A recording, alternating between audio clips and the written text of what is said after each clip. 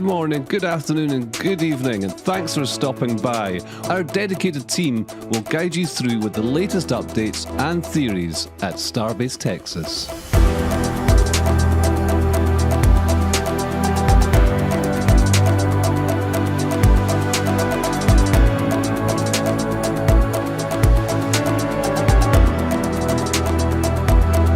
If you're new to the channel, be sure to hit the subscribe button and the bell icon for future streams.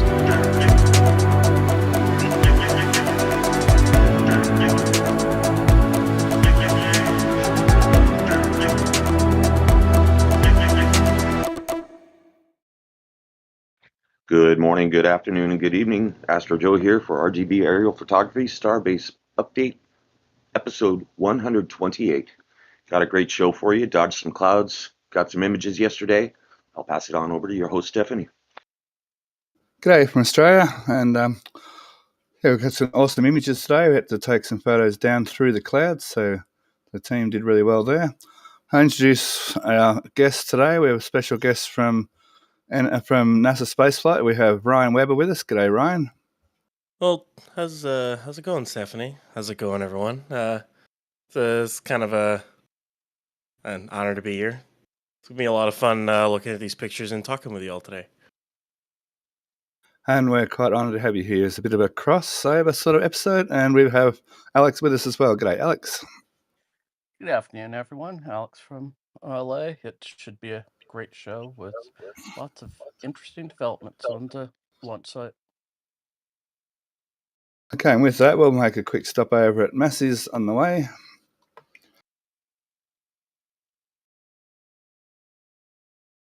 So, big development at Massey's this week. Let me get the right angle. We've got the stand at the back has got some horizontals in it.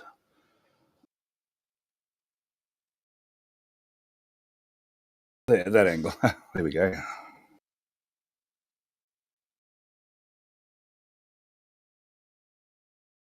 So not a great deal going on at Massey's. Everything's much the same. They haven't done much that we can see of anyway in the main part of this test structure. Bit of work going on over the back. They have attached the rams here to the cap, the 5 rams that should attach to the little brackets here on the outside of this test cage. That's still a little bit of a mystery why there's 2 sets of rams. We've been discussing in show and tell that perhaps it gives them a little bit more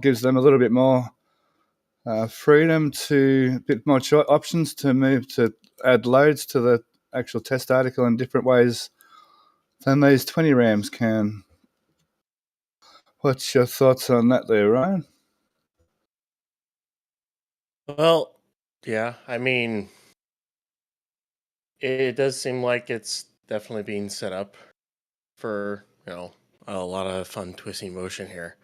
It's been kind of interesting to see this thing get put together over the last couple of months, and still waiting to see it in its final form, whatever that's going to be at this point. But Absolutely, yeah. And how tall it's going to be, because there's obviously going to be more added to the top of this. That's going to end up being quite the structure. I don't know whether you've heard me say this before, Ryan, but I kind of imagine it looking like the elevator in Stargate. Oh, you mean the ring transporter platform? That's the one. Yep. Yeah, the ancient ring transporters. Yeah.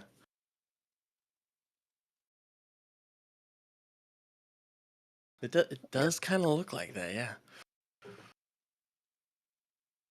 Okay, just trying to see if there's any other changes here. It's pretty well all we found in show and tell. They've added some accumulators, I think, since last week. And there's some sensors that were added as well. So it's getting more and more prepped. It appears with the length of the rods they have ready here to attach the cap to the rams that perhaps we may see another can crusher test before they finish the extra levels. and it's looking like they're getting ready to put this thing in very soon. So we may see some testing before this is actually finished up again, like we have before with the ship article. Test Tank 16. Yeah, I wouldn't be surprised if Test Take 16 rolled back out. Who knows what they're doing it inside Star Factory? They could be adding some stuff to it. Who knows? But my guess is they'll actually use the Crayon Crusher before they extend that structure anymore.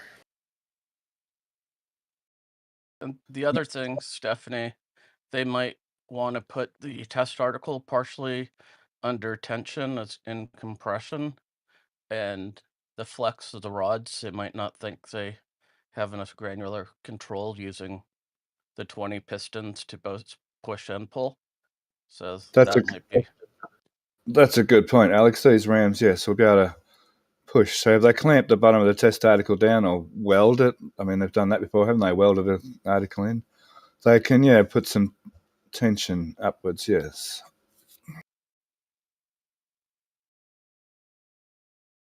Okay, we'll just quickly go over to the flame trench here. There's a little bit of work going on with the flame trench.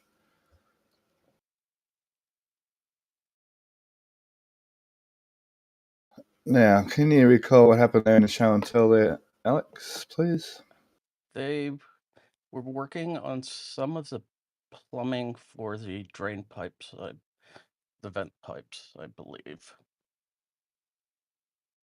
Down here, we've got this vent has been taken out. And they're probably going to replace it with a diffuser fan.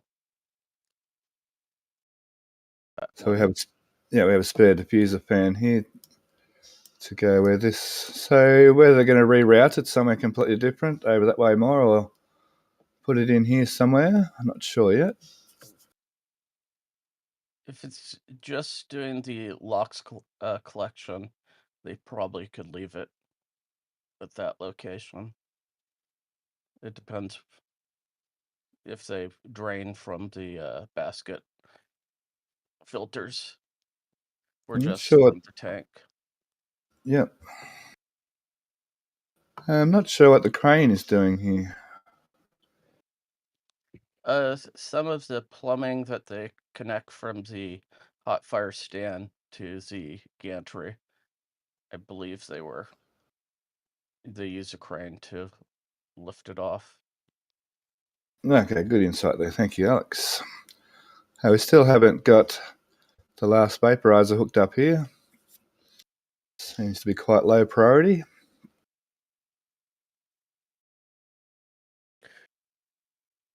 Yeah, maybe they don't need it right now.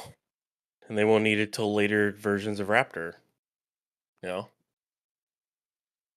that's a good point. Going forward with the new Raptor engine, especially like Raptor 3, now we're seeing the extra heat and extra energy that is involved in here may need some more pressure. You would think it would have something to do with water capacity as well, but it doesn't really look like there's much room for extra water capacity here at all.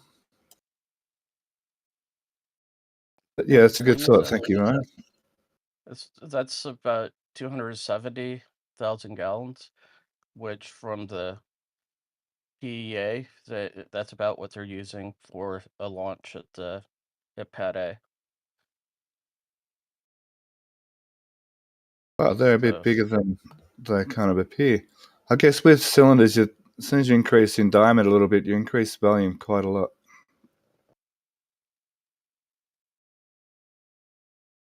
Okay, we might jump over to questions, Astro J, please. Sure, but I want to thank Callistia Lee for gifting 5 memberships before the stream started, as well as Jap Kuipers gifting a membership before the stream started. Also want to thank Jake Winlow for gifting 5 memberships just now. 55 Chevy Guy Steve for $20 super chat says, how about a donation train for flight costs? And let's not forget Sunny Biscuits. Thanks for that, 55 Chevy Guy. Adam D doesn't have a question, but just wanted to say thanks for all the things you do for us. And nothing related to Massey's, but Mando Dave asks if we have any pics of the LNG methane plant being built at the port this week. We did. We might just quickly jump over to those couple of areas.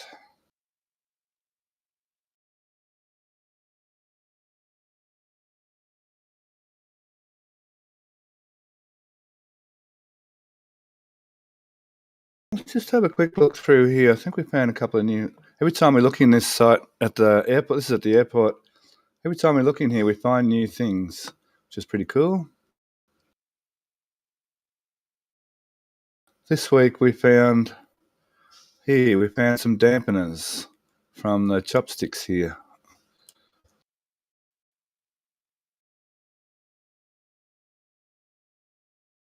I And think the there's clamps right above it. and some nice booster clamps here, brand new. Oh, there's one. That might even be an actuator, that one, rather than a dampener. I think we can see some ports there. I would assume those clamps are probably for that transport stand. I don't think that I don't think the new OLM is gonna have even remotely close to the same design that we're currently looking at with the one that they have out there. Oh yeah, that new OLM's going to be. We agree with you, Ryan. We're expecting to see quite a lot of changes there. Okay, the LNG plant. It's fairly moving along. This plant really makes Starbase look quite tiny as far as construction goes. It's quite a massive sort of a construction zone, this one. See, those are the size of the tanks that SpaceX needs to make for their orbital launch pads. Yeah, now you're talking. Yeah, right. I think they're like the size of a 140 of the bullet tanks. They need it. Most definitely. I mean, filling it would be a bit of a pain. I mean, that's a lot of trucks, unless they built an LNG pipeline. But I mean, I'm thinking of their plans for LC-49, which was six pads. You kind of need tanks that size for something like that, especially if you intend to launch as much as they want to. We may see some decent infrastructure like this at Kennedy. With Boca Chica being a research and development, we may not quite see that kind of cadence at Boca Chica yet, but definitely Kennedy. And also, don't forget the Australian base. We're going to have an Australian base. I'm going to keep saying because I want an Australian base. I wouldn't say no to that. Be cool. We've got a good location up there ready for them.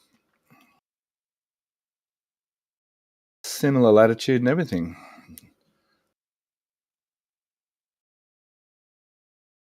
Okay. I think we'll move on to. We'll have a quick look at the port while we're here. Which way I normally do, but we'll just have a quick look. Still looks like a port.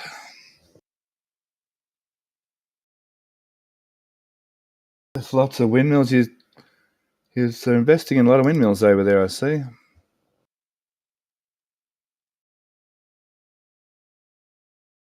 Oh, one of these photos had some windmills. There they are. There's some windmills. Just a few. Yeah, I don't know. It's good though, I guess. I don't know. There's debate either side about windmills, I guess. I'm kind of pro windmills, but obviously there's pros and cons with everything. Okay, with that, we might move on to Sanchez.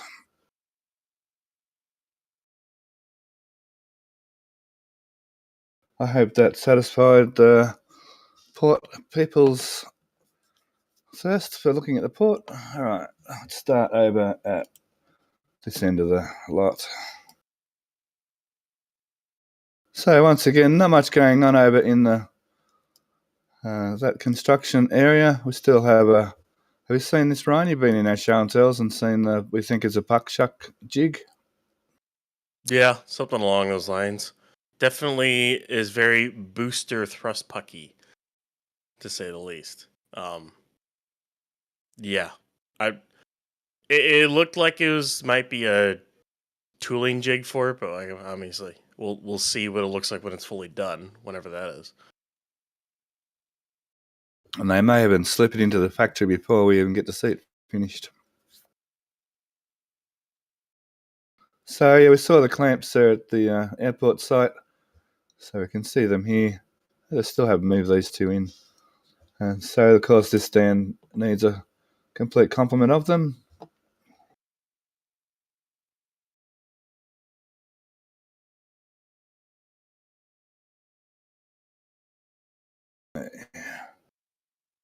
Okay, we'll move on to so we'll quickly go over here. So I'll try to jump around as much as I did last week. I was a bit jumpy last week. So we can see they've cleared these shelving out, and now it's been occupied with more junk. Look at that. And they're starting to pull these shelves down as well. So hopefully we'll see this area cleaned up. Maybe that's why we're seeing quite so much stuff, all the stuff over at the airport. They're sort of moving stuff around once again. Dave Avery was telling me in the show and tell in April last year there was not much at that airport site at all, and now it's quite full. Do you think they're clearing this to put something new or just spring cleaning? Well, I don't know what they would put there unless they want to build another storage tent. Which at this point, why build a storage tent when you can just build like an actual warehouse? But I would hazard a guess that maybe a lot of that is outdated and doesn't need to be used anymore. So they're just trying to find a place to put it before they find a way how to get rid of it. Because SpaceX is notoriously bad with getting rid of old things. They just look at the scrapyard, and the ships in the rocket garden. There are a couple things they need to get rid of, and well, they haven't done it yet. So maybe they're finally just getting to clearing it out, making sure parts aren't sitting outside anymore that they don't need. All the V1 ship stuff. Time to go. Yeah, that's all useless. There's a lot of that stuff that's useless now. That's part of the consequence of iterating. You get a lot of leftover bits and pieces. I couldn't even imagine what's inside inside this tent that's not being used, or what that tent is full of. It'd be interesting to have a good look through that tent.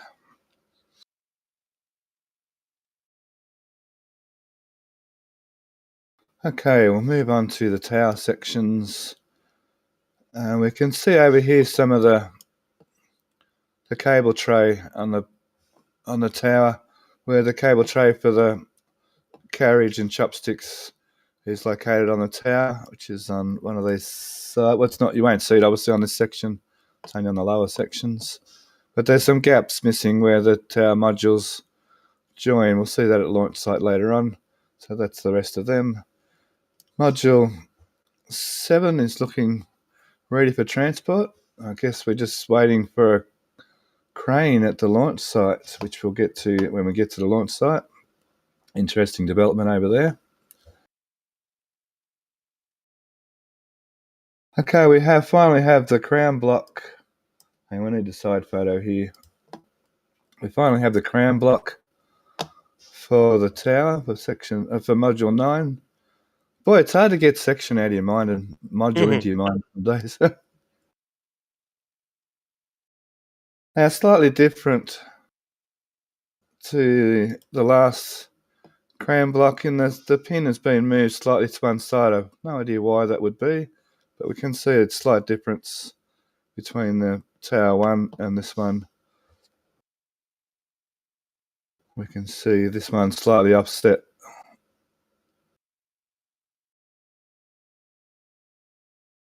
Not sure if that's significant or not. And from last week or even the week before, maybe we can see the two. There's 4 pulleys there for the. We just saw over there the two pulleys to go up in here, above the crown block, and the 2 pulleys to go into the top of the Tower 9 over in that area somewhere to run the cable back down again. Another development with Module 9 is this walk platform up on the top. So perhaps we'll see some guardrails and actual access up to the top here. We saw some of these sitting up here last week and wondering what they were for, and this week we see it all filled in. So it'd have to be a view to kill. That'd be an awesome view up there.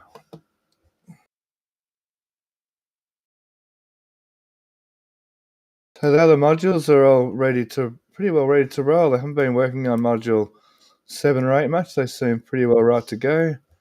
And Module 9, I guess the new crane has, the crane at the launch site has a little bit extra capacity. So we saw at Kennedy where they lifted Module 9 without the pulley blocks. So now it looks like they're going to have the pulley blocks in place on this lift. So that obviously proves a bit more of the extra capacity of that crane at the launch site.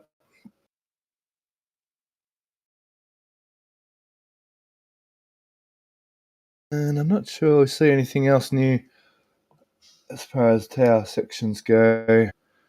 We were missing a actuator last week. There was one over there. Is it still there? Yeah. It is. It's been heavily stripped. It looks like it's going for a rebuild. It has. All the control gear seems to be gone, isn't it? And if you contrast it with the other one, which is at the far left end of this row, It turned up. yeah, just to the right. Yeah, all this control gear, yeah, on top of this extra plumbing. I'm guessing it's control work. I'm in control gear.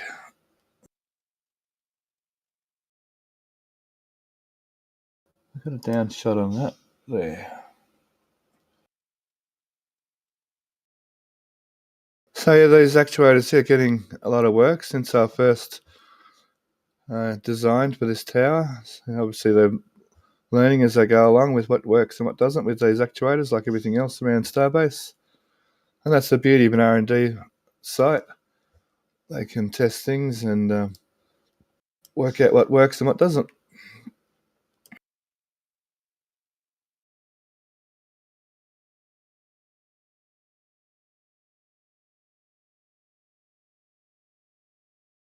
Okay. Yeah, not much more going on in this area, I don't think. We've covered pretty everything there, haven't we, Alex? Yeah, this has been fairly dormant for a while. Okay, on to the... go on. I thought they might have done something with the rails on these chopsticks, but look, I think they did something with the right by your hand, but I don't recall what it was. I'm useless this morning. Oh, good. I'm glad to have you both here. It's awesome. Thank you. On to the power plant then. We'll let Alex have a minute to regain his memories. We have a roof, so that's and some windows. So, and last week we saw the floor poured, so that whatever's going on in there is slowly moving forward.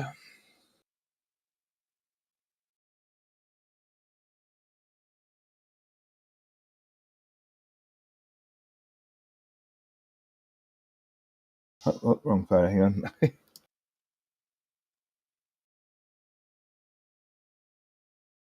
That's the photo. Thank you. So the ring yard still, like we said before, they're notorious.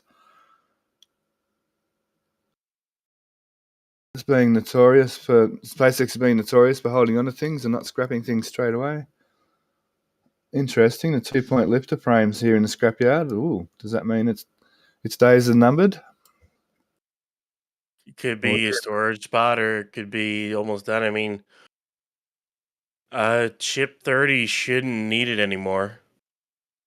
The next lift that Ship 30 has should be with the sticks onto 12. Unless they decide to swap another engine again. I mean, at this point, anything's possible, of course. But other than that, the only other ship that needs that is 31, because they can lift 32 with the squid. Same thing as 26. When they go scrap those, they just need the squid for it. They don't need the 2-point lifter. So at some point, those will both get scrapped once 30 and 31 are done, and then they're going to need at least another 4-point lifter. I would say at least 2, just to have them. So. And of course, Ship 33 uses the 4-point lifter moving forward. Now, that reminds me of a bit of crow I need to eat from last week's live show. A question was asked, will Ship 30 have another engine change? And I said, no way. And and lo and behold, they changed the back. So Ship 30 is back here now.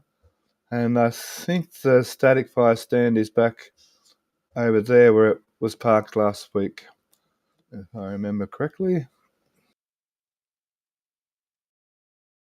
So because they're moving forward so quickly, I think we can pretty well drop the thought that Ship 26 will ever actually fly. I mean, it still would be great to see it maybe go up to do some testing in space, but I really don't think so. I'm pretty sure Oh, go on, Alex. Oh, I was just saying the only thing that's going to make it fly is if the wind blows it off its stand. Oof. Oh, thanks, chat. Chat's going along nicely. Yeah, and Ship 32, it's pretty well gone too now that Ship 33 is so far advanced. And Ship 33 and Booster 15, yeah. I'm still 50-50 whether Ship 14, Booster 14, sorry, is going to fly or not also. Maybe it will.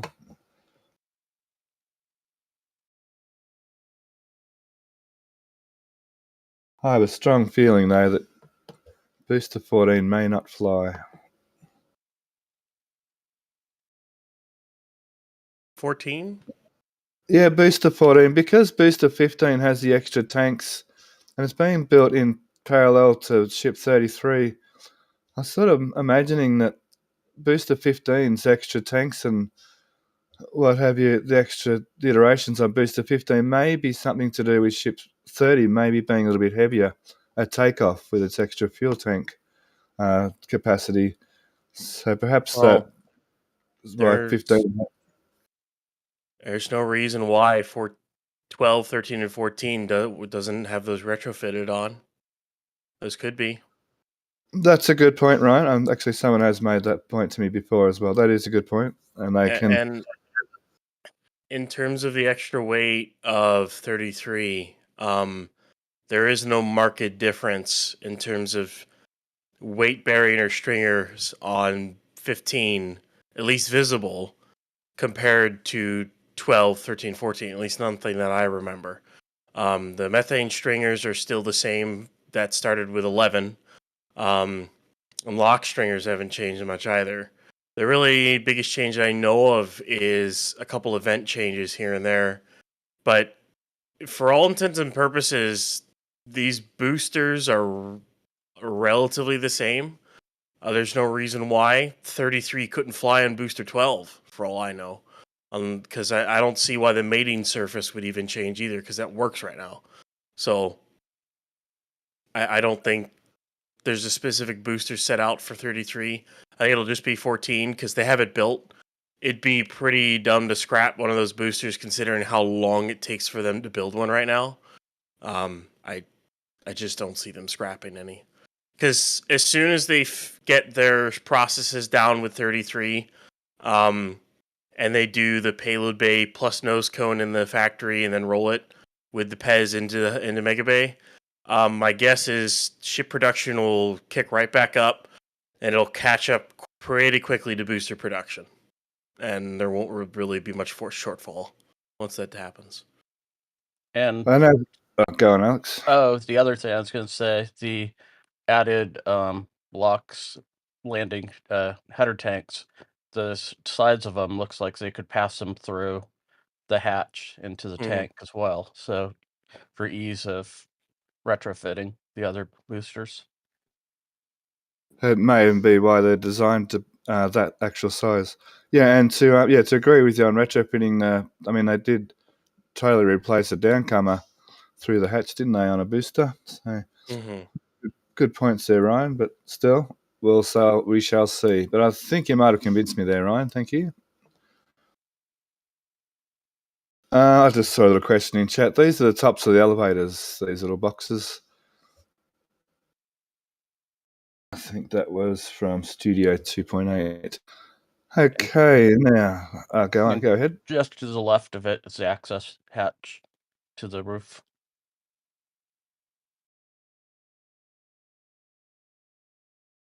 Right where your hand is. Another great view from up there, wouldn't it? Okay, I think we'll go to questions and donations again, please, Astro. Joe? All right. I want to thank Callistia Lee again for a $10 super chat. Says treats for Sunny. Zero Fox, $5 super chat. All aboard the donation train. Keep them flying. James Wilson with a $10 super chat for Sunny Biscuits. And I still have my Sunny t-shirt. That's awesome. Rocket Profit, $20 super chat. Train hopping mode engaged. Also gifted 10 memberships. Thank you, Rocket Profit. Todd Bernal with the $20 super chat. Choo choo, hopping on this train. RGB and NSF. Can you say Dream Team? Welcome to the stream, Ryan. Thanks for that, Todd. Mahmoud Ahmad asks, we see that they are building version 2 of Booster Transport Stand. Have we any idea that they will make for ships too? I'm long waiting for a ship transport stand. Go ahead. Like, the biggest upgrade they could do with it is just make it integrated to the SPMTs like they have with these stands. Just putting plates on rather than chaining it down, because the clamp system literally uses its staging system to hold it to the stand, which is pretty simplistic in and of itself. And then, of course, they have special stands that have sensors on them for stacking and destacking. I honestly think the only major upgrade they could really do is have them hooked to the SPMTs easier overall. I don't know when or if they'll do it, but it'd be nice to see. Yeah, I'd love to see them get rid of those janky chains.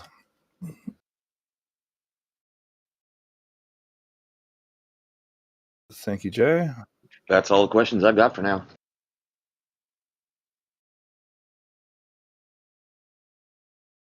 Okay, well, I guess we'll roll on to the build site. 1 second. Okay.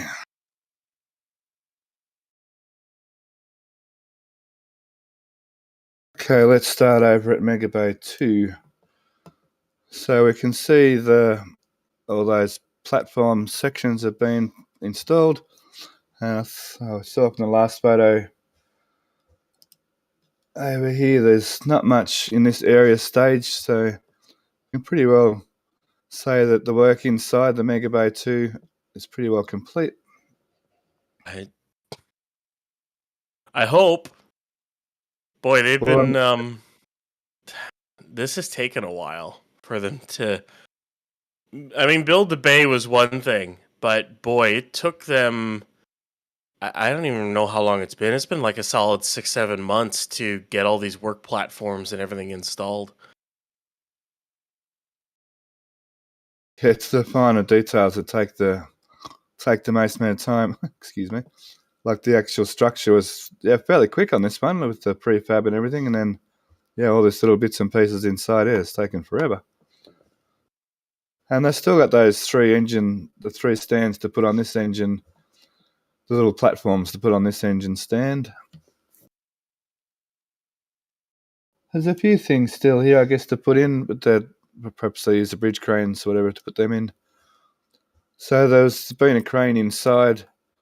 It's this biggie crane over here. So it's getting packed up. That's its extension boom. And That's a cantilever for lifting things into where the past the tip of the boom. Okay, thank you. And it's currently destacking its counterweights here as far as we can tell.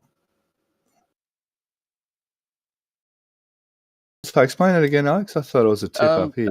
It hangs down in the counterweight. You can shift it. So the lifting point would be at the end of it. So if you have to go like sideways into a window or into a tight space where... Okay, gotcha. Yep.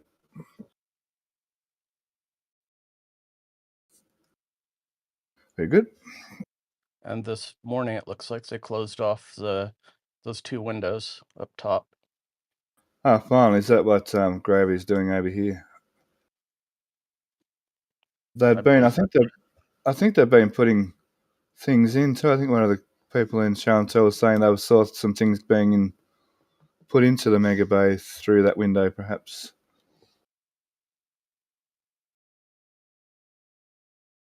So still, these upper spaces, we don't seem to have seen a lot of work going on them, especially in the Megabay 1. So it's quite a lot of upper space they've got up here ready to be utilised at some stage. I just wanted to point out, Crane Man is pointing out it is a jib on the trailer. And I thought we determined that was sitting on top of a counterweight tray. Oh, you're right. My bad. Thank you very much, Crane Man. Thank you, Crane Man. Thank you, Crane Man. It's okay. It happens. Now, let's go on to Megabay 2. I mean, Megabay 1. I know my Megabays. I have to excuse my voice this week again. I'm still getting over this little bit of infection in my throat. So we have some of these on pallets. I don't think we quite worked out what they are exactly. Perhaps they're the grid fin motors. I think we worked out what they are. So, which means one of the boosters is perhaps getting new grid fin engines. Yeah, Jake's. 13. 13's it's got basically a tent over its forward dome right now. I don't know what they're doing to it, but they're doing something to it. Aren't they normally, excuse me, aren't they normally installed before they stack the forward section? I'm trying to remember. I think it's because it's been a minute since I've seen a forward off the top of my head. They might have been because usually, if I remember correctly, they install the motors, stack the forward, and then once they're done with the methane section, they'll put the grid fins on and then stack it. But they haven't done that since Booster 12. No, I have a verification. Yeah. They are installed before before the forward dome's put up. They are actually installed into the forward dome before they stack them. Thank you, Jake, again. Yeah, it is kind of odd that 13 still hasn't gotten its grid fins. Neither is 14. It makes you think that there's a redesign, but we have seen grid fins moving around places, and it doesn't really look like there's any changes. So maybe it's something to do with either the motors themselves or the forward dome itself. Something's getting a change, and they don't want to put the grid fins on yet, or they want to see how it fares with 12 on a catch. There's probably that's also probably why they haven't touched the new chopstick arms that showed up, is because they don't know what they're going to have to do to them yet until they actually try for this. So I think they're in limbo on some of that stuff.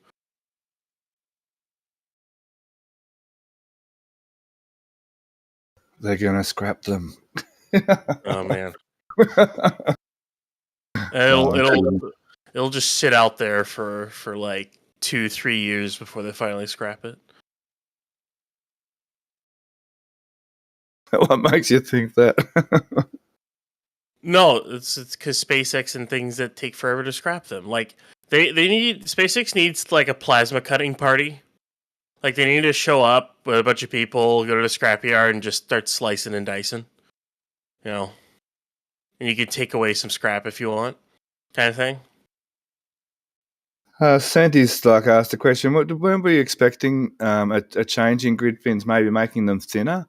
I mean, I think eventually they're going to go down to 3 grid fins, perhaps. But maybe there's a grid fin. Maybe there is a grid fin change. Oh, try saying that 3 times fast.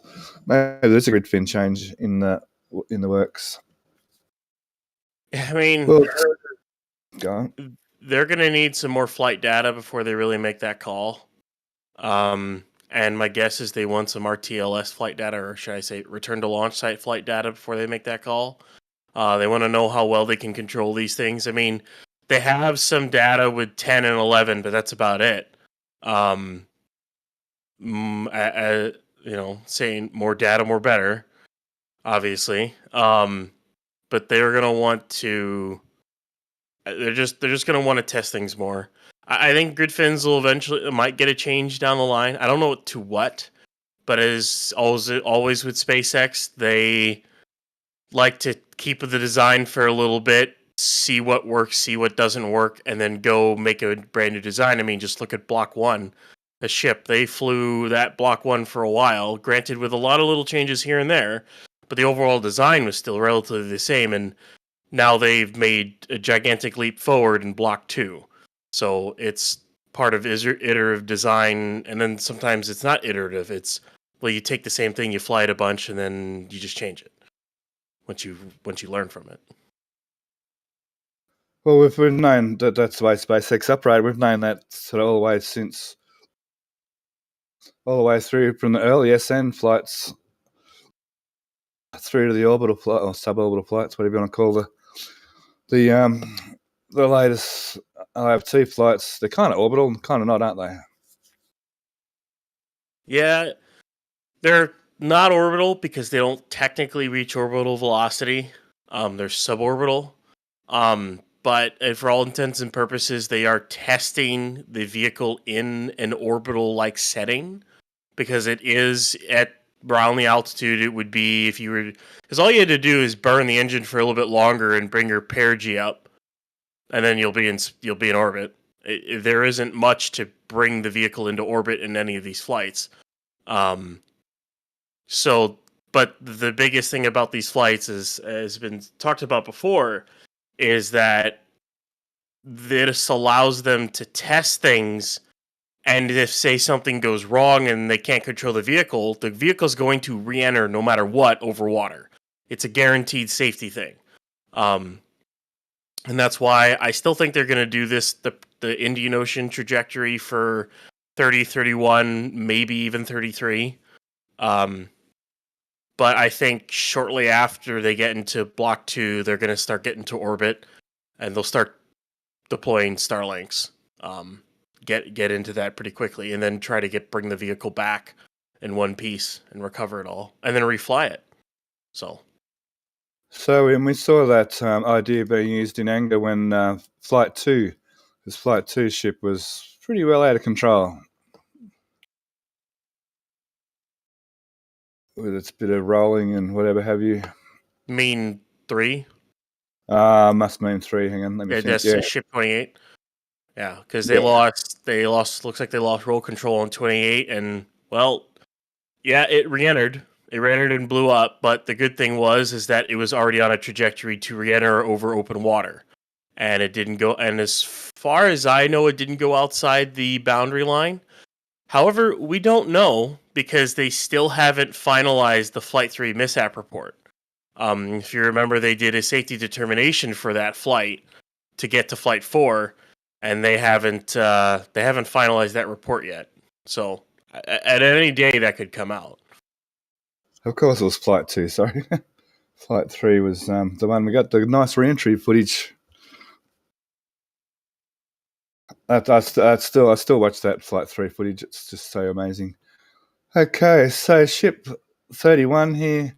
Looks like they're starting to at least take the tiles off.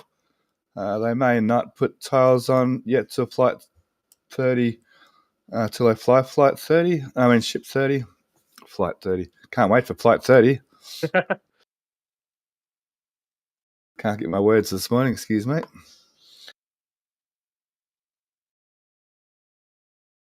I guess, okay, on. They might wait, but I don't really think they will. I think they are working on it. It's just they're working on other parts that we can see, and they're not as big of a rush to get this heat shield stripped and redone as they were 30, because 30 was the next one to fly. As of right now, 31 is not flying for a bit. Probably not for another couple to several months. It really depends on, of course, how Flight 5 goes. Because if they have a mishap on Flight 5, this is going to push Flight 6 further out. But the reason why I don't think they'll wait is because we've already seen the heat shield design they have on 30 is on Ship 33. The ablative down the more main heat exposed parts of the tank plus the nose, you can see the ablative parts sticking out when they were stacking it, as well as they tore off some tiles to get access to weld the PEZ on. So you could see the ablative on that when they recently stacked one of the new 3-ring lock sections on it. And the rest of it pretty much looks similar. I mean, other than the small tiles, but that's, of course, new to Block 2. So I don't think they'll wait. I just don't think they're really in much of a hurry with 31 as they were with 30 overall. Yeah, 'cause 30 is more or less just validating Mm-hmm. the new heat shield. Yeah, there we can see the ablative kind of flapping around. Because they had to open those spots to weld in the PEZ dispenser. So both the wool and the ablative. Yep. And not a bad shot of the 4-point lifter. We can see I got this brought up because of the new hardware on ship 30. Can we see it on this one? Oh, it's on the bottom of this section. Is it the new filter or whatever's on the bottom of the new sump for the transfer tube sump? Yeah, because that's the... Yeah. There it is. Definitely an interesting design. Maybe they were having swirling problems or something with the old transfer tube design or something along those lines. I don't know. I'm not an expert in fluid dynamics, so especially when it comes to cryogenic fuels. They tend to behave a little weird when you get into weird circumstances, but yeah, it's definitely a lot more reinforced though. Say that. So guess they just decided they needed it. The downcomer, it's only the small section here, so I thought this whole thing was the downcomer size. It's just that piece there going to be the downcomer. All right, cool. That's ship 33. It's coming along nicely. We noticed when they join these barrel sections together quite quickly, they have tiled the join, which is different from previous ships where they would leave a band of tiles, a couple of rows of tiles would stay removed. Now they're doing it on the go. And we saw that with a test article. I think we saw a test article go in there and the robot in there put the pins on inside Megabay 2 and then put tiles on in Megabay 2. So that's another little advancement they've made in ship construction, which will help to accelerate ship production.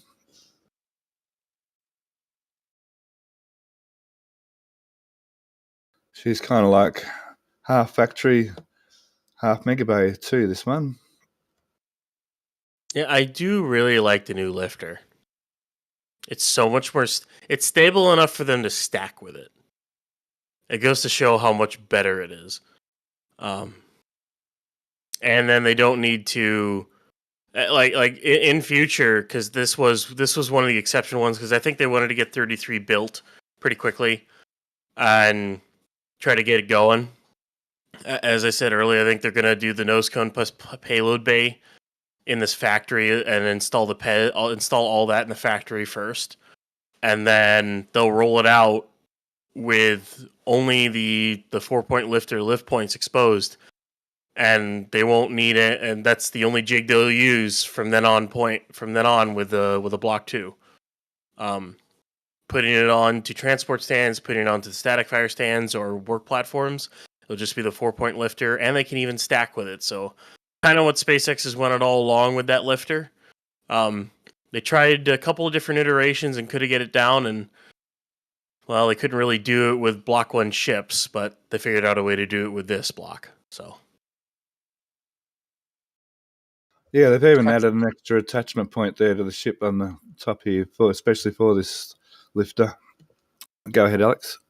It's kind of funny because it's very similar to the chopsticks with their stabilizer arms. just opposite. Yeah. Right. Ah, top and a bottom lift point, yeah.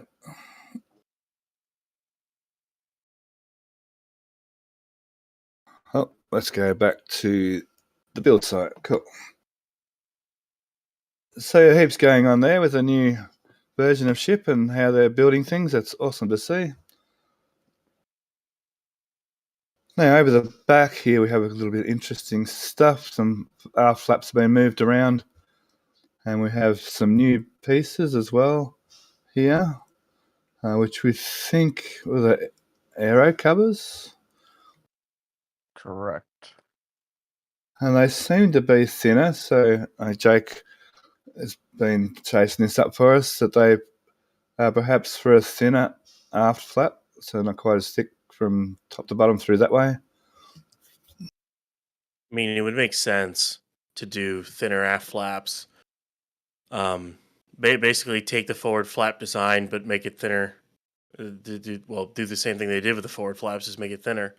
I don't think the aft flaps need to be that thick and whatnot. And then you also reduce the size of your passive fairing area, so less interaction with plasma, less chance for it to burn through, less peak heating in those areas because there's less surface area.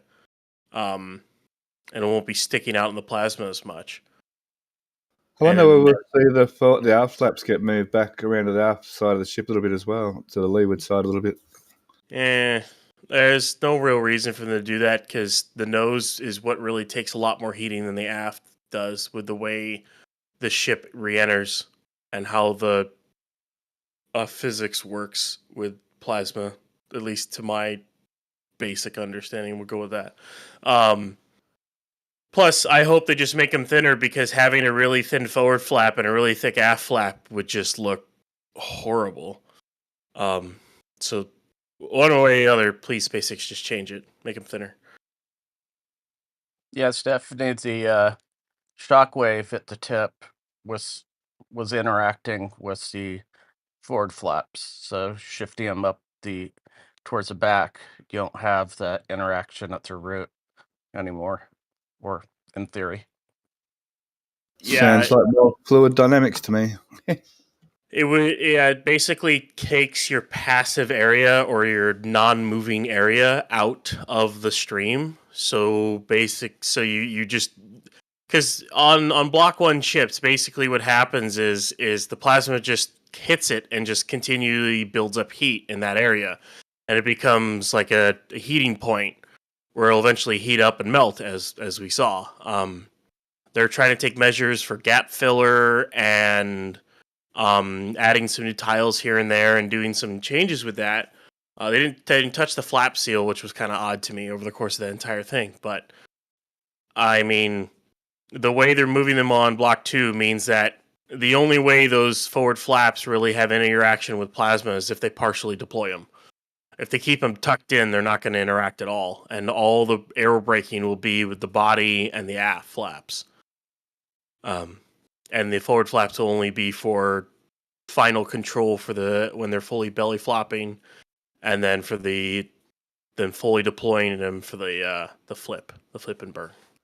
So Yeah, the flip. It was interesting to see the suborbital flights from pad A and B, where when the ship was doing the flip maneuver to vertical, you could see the forward flaps fully deploy. It was really quite spectacular to see that.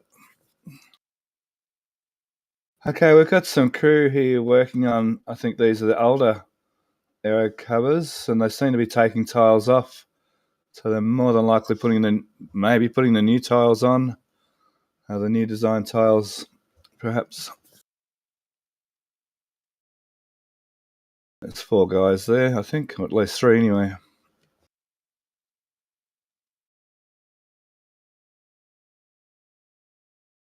Okay, let's go around the back of the factory. Where's that photo? 1 minute.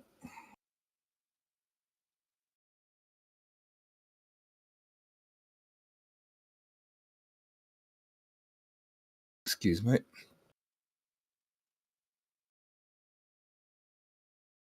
So we have concrete here where the cooling system here, we're not sure exactly what it's going to be used for. It's going to be for equipment or for spatial cooling.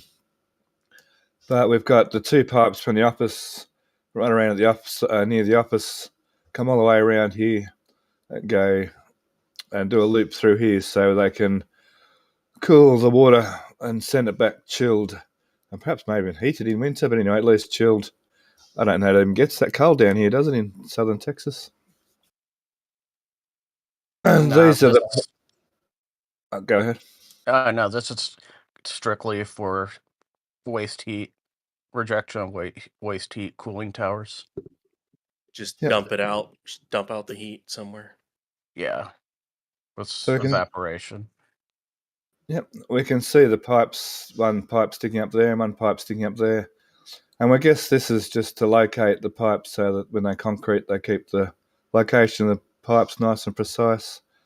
So concrete has been poured to there, and obviously some Rio, I'm going to say it the Australian way, the Rio has been put in here ready for the concrete. And the power scrub outs. We have the servos and the bottle-os, everything's an O in Australia. Jolly-o. Is there starter bars in there? There should be starter bars in there, shouldn't there? Maybe not. Anyway, moving along. We have 2 forward flaps sitting there, and still a heap of boxes of tiles. I think from last week we speculated they're the new type of tiles that Ship 30 has, so perhaps these are getting ready for Ship 31.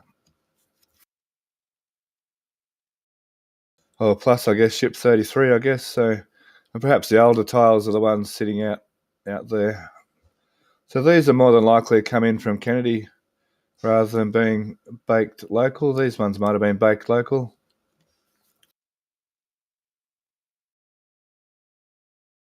They're working on the fluids, on the commodities coming from Sanchez, perhaps here. I haven't seen. So I'm pretty sure all this stuff comes from the commodities farm at Sanchez. Just to recap, this little commodities farm here, we believe, supplies commodities to the various different parts of the Megabays, High Bay, and the factory. And we think they come up here and go into the factory there. So there's already a commodities farm here.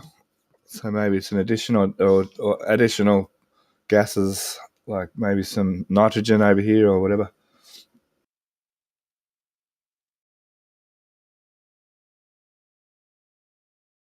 Okay, I'll just sneak around the corner. No, that's not the one. That's not the photo. 1 second. I think I needed this bigger photo.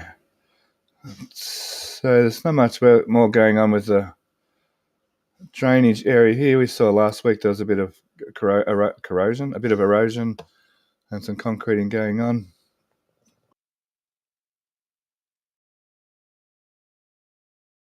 Into the ring yard here, we have a new article in the ring yard.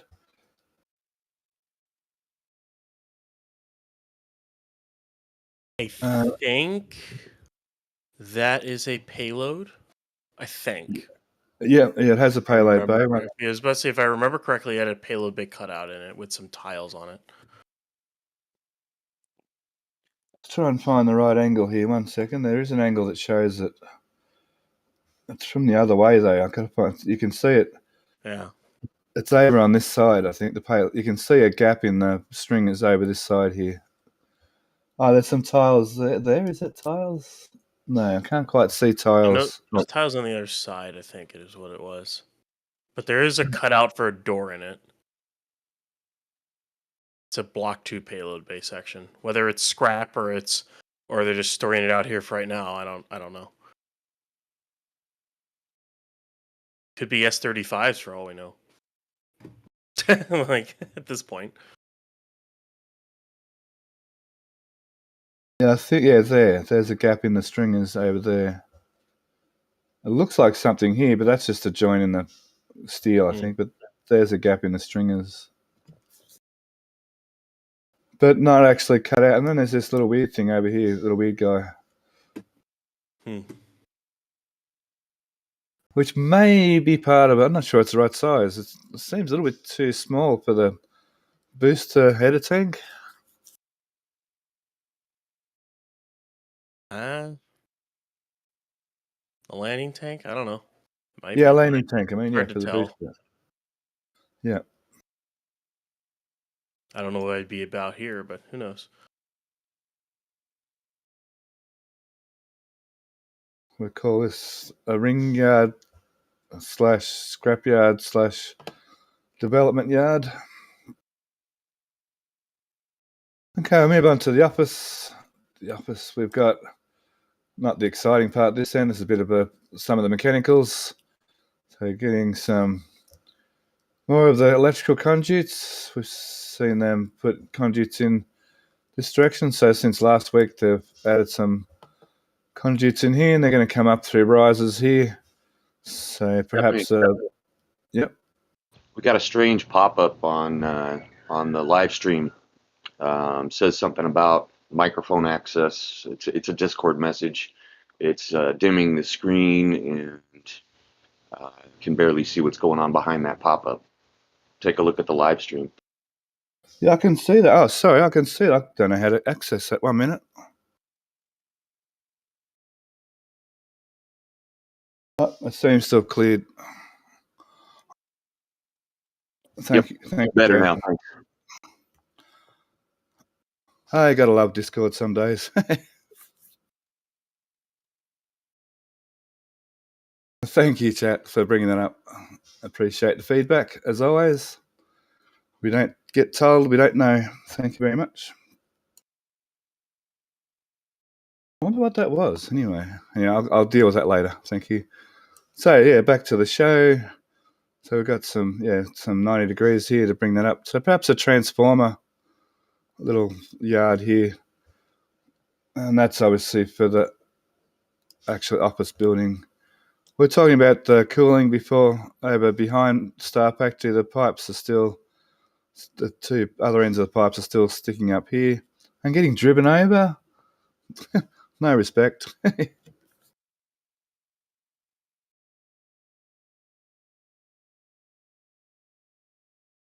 Some more concrete. Finally, that level concrete is getting finished. We saw them pour the roof before they finished pouring that level. Which floor that was? The second floor, third floor. Well, I'm talking Aussie, I suppose. Ground floor, first floor, second floor. I get told off for saying that in chat sometimes. I've got to remember to talk American when I'm talking to Americans. 1, 2, 3, 0, 1, 2, whatever. It's a floor, Yeah, I know. So it's a little moot at that point. We know there are 3. However you name it is however you name it.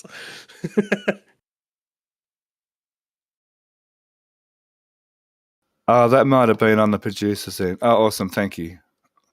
Cool. Anyway, it's fixed. Good on you. However that got fixed, it's fixed. Thank you.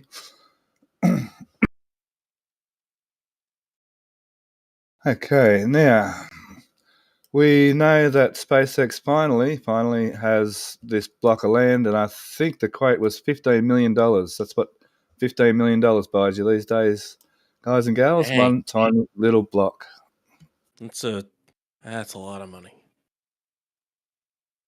I know, right? It's pretty good investment for the owner who had this block originally.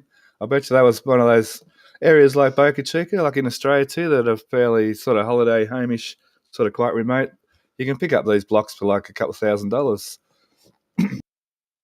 Yeah, if you go back in time, you can go ahead and buy one of those blocks of land down there in Starbase, and then wait for SpaceX to make you a really big offer, and then you're a millionaire. Yeah, many times over. Yeah. Someone got lucky, bit of a lotto lucky win there. Okay, we can see more footings. Go ahead, Alex. No, their attorneys got lucky. No, yeah. At least a third of that went to them. Other solicitors, you're saying? What? You're saying the solicitors? Yeah. The lawyers? Yeah. Yeah, they've got probably 33 to 40% of whatever the settlement amount was. Wouldn't be that surprised now. Start seeing footing, clean that up, put footings in, and then expand Star Factory to hook up with the office building. Yeah, we can see a bit of an outside line here. It's going to. We've got these footings are similar to these wall footings, and then there's some footings along the actual building. I'll turn the photo around in a second, and so that lines up with that wall. And then there's the bays inside the Star Factory going across to the left there. They line up as well, so it's all going to be nice. So it's going to have this whole building is going to be weird. It's going to come along here, along there, around the corner, over there. You're missing 3 footing stuff.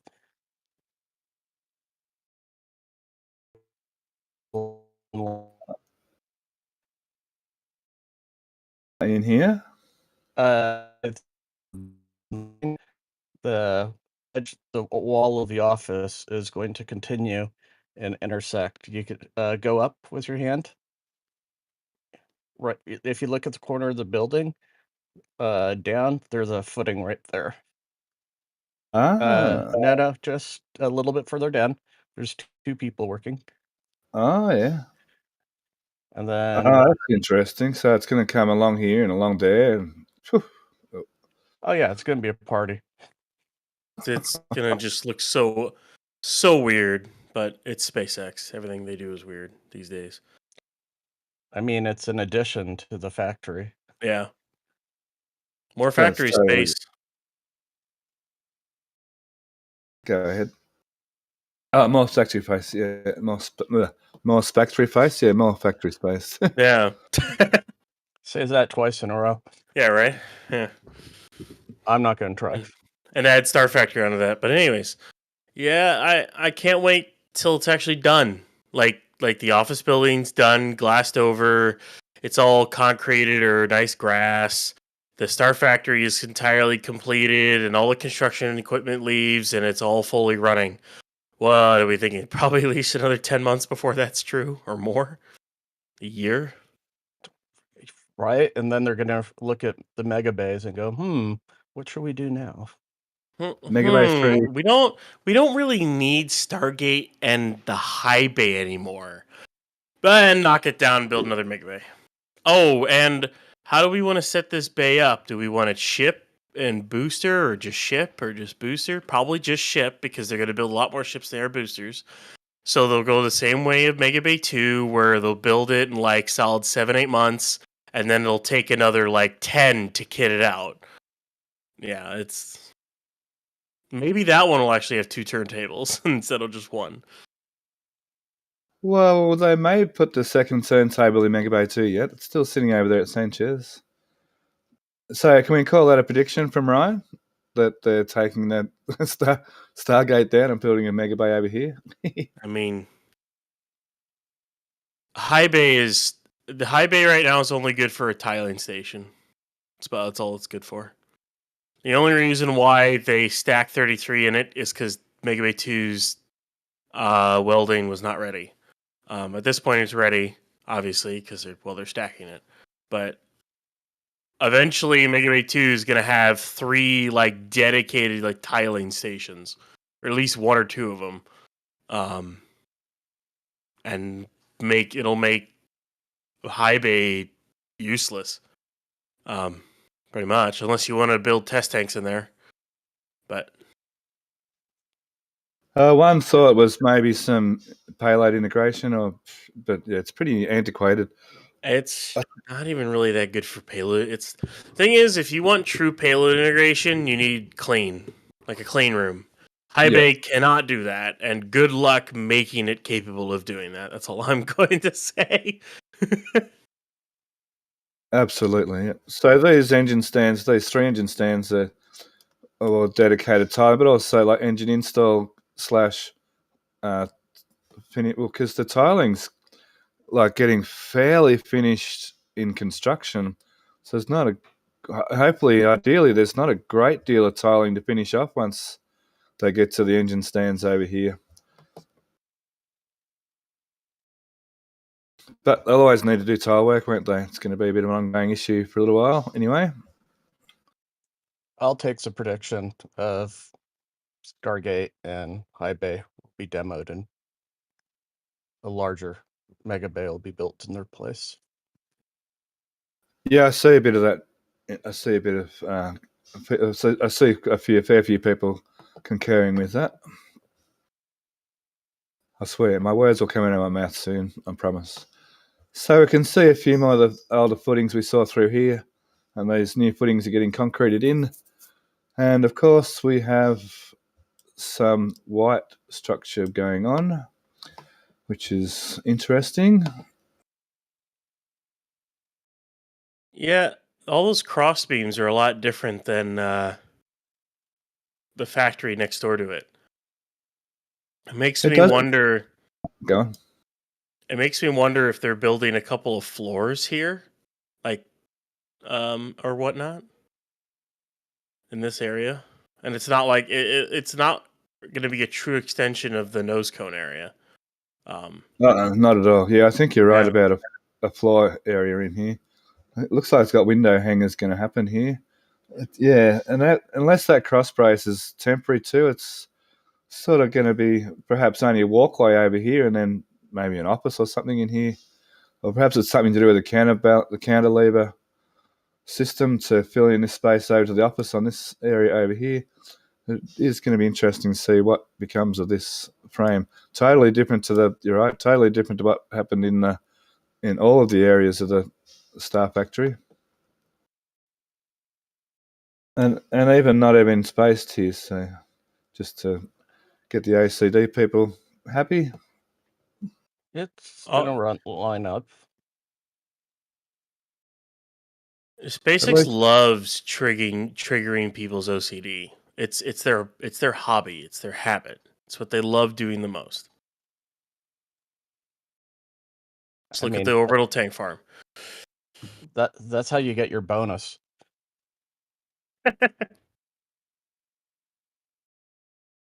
Okay, onto the office here now. We have the white solid wall down the bottom of the factory. It appears they're going to continue that theme through to the office with a solid wall on the bottom floor here, and then windows on top. We've got some painters drop sheets here as they continue to paint these frames white, which is, you can see the glass hangers here that the glass hangs on. Pretty good system, this glass system. I really like it.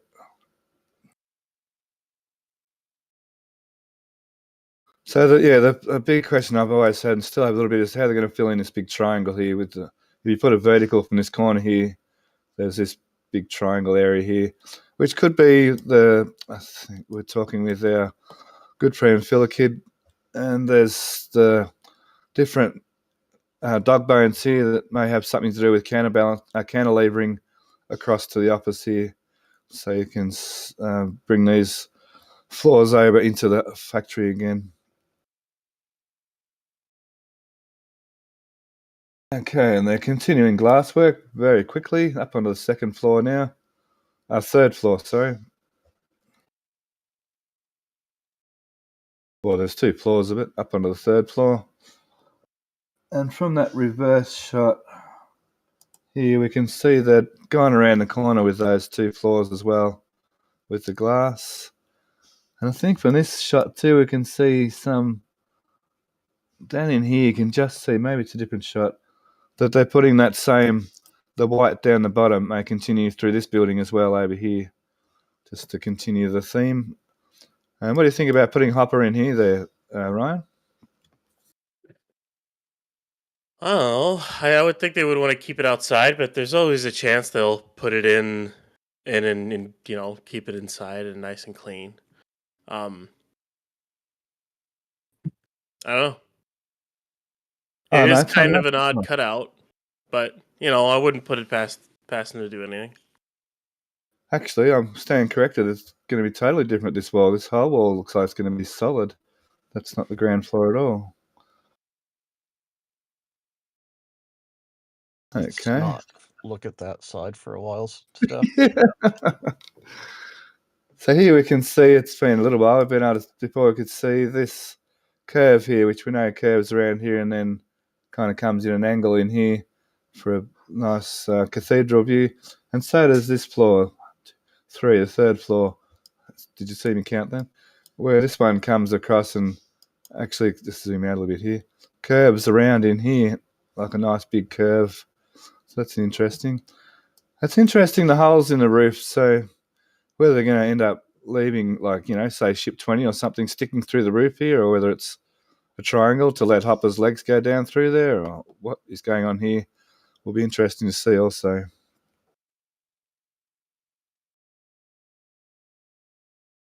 The aft end of booster 4. Oh, no. Man. Oh, no. I'm a terrible person.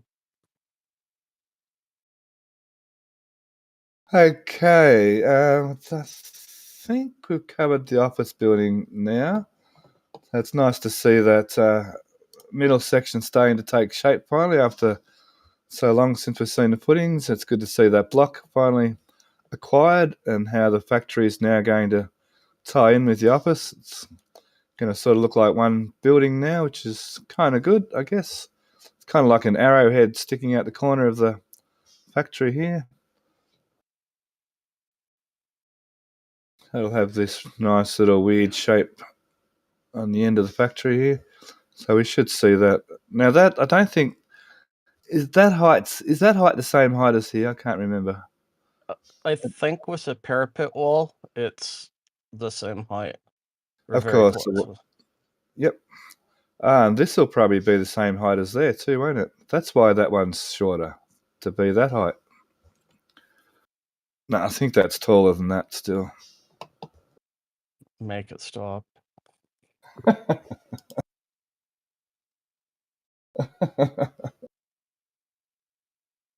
Which photo? We've got some more groundwork. I think it was the photo I had. Yeah, this photo, I think. They seem to be building up. For the rec centre, they're building the ground level up, similar to they did over there at the where the houses are being built. They built the ground level up above the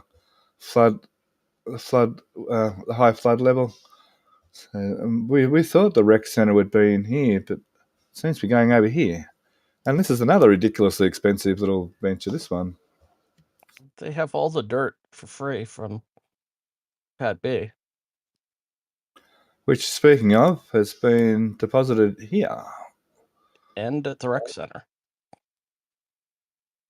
A lot of dirt. Yeah.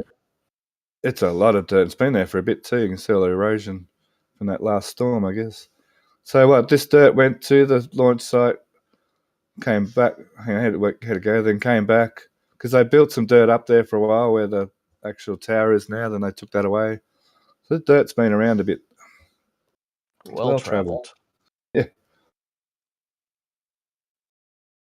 Okay, I think we can cross over to questions and donations, please, Astro Joe. Well, I'd like to thank Just Martin for gifting 5 memberships.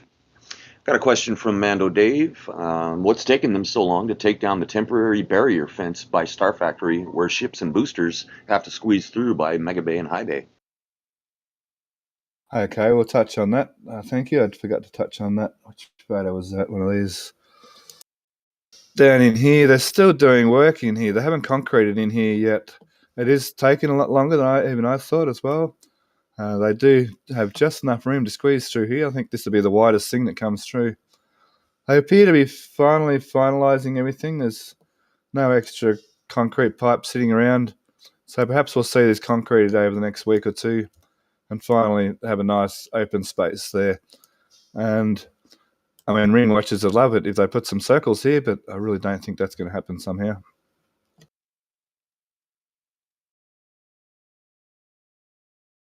All right, I got a general question from MLG Pure, not necessarily related to the build site, but if SpaceX does go for the catch attempt and a stick gets heavily damaged, how long do you think it would be an estimate to make repairs? Well, it depends on how badly damaged the sticks actually get. So if you just damage one stick, then I mean you might be able to replace it. Although you only have one stick, you only have one set of sticks there, and I'll just say that it isn't going to be as simple as just installing those new ones. There's a lot of stuff that has to be done to it to bring it up to where it needs to be.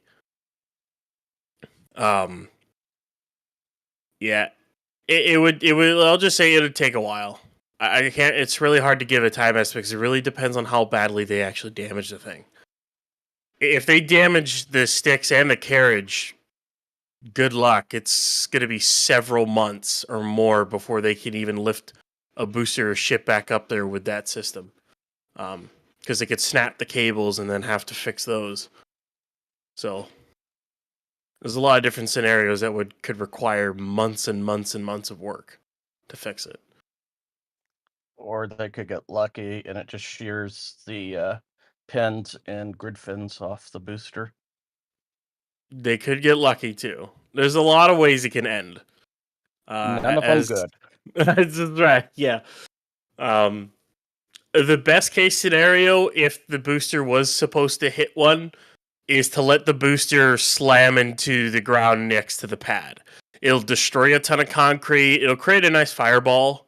But there isn't really much propellant left in there to actually create a large explosion.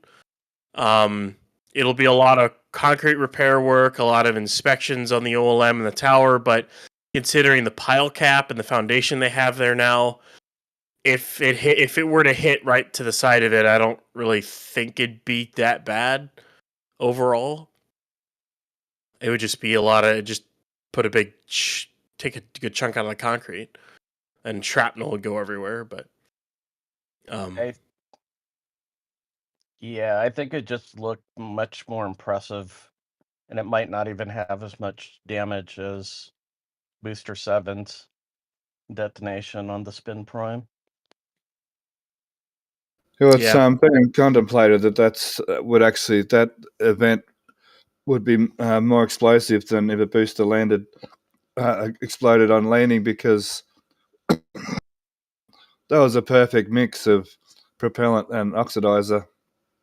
Yeah, the thing is about a booster crashing in and blowing up is you're only going to get some of a mix of liquid methane and the oxygen. It's not going to be a lot that'll mix. What will most likely happen is whatever's left will just burn and not actually explode. Because everything's at the bottom of the tanks. Granted, it is all at the bottom of the booster, plus in the transfer tube.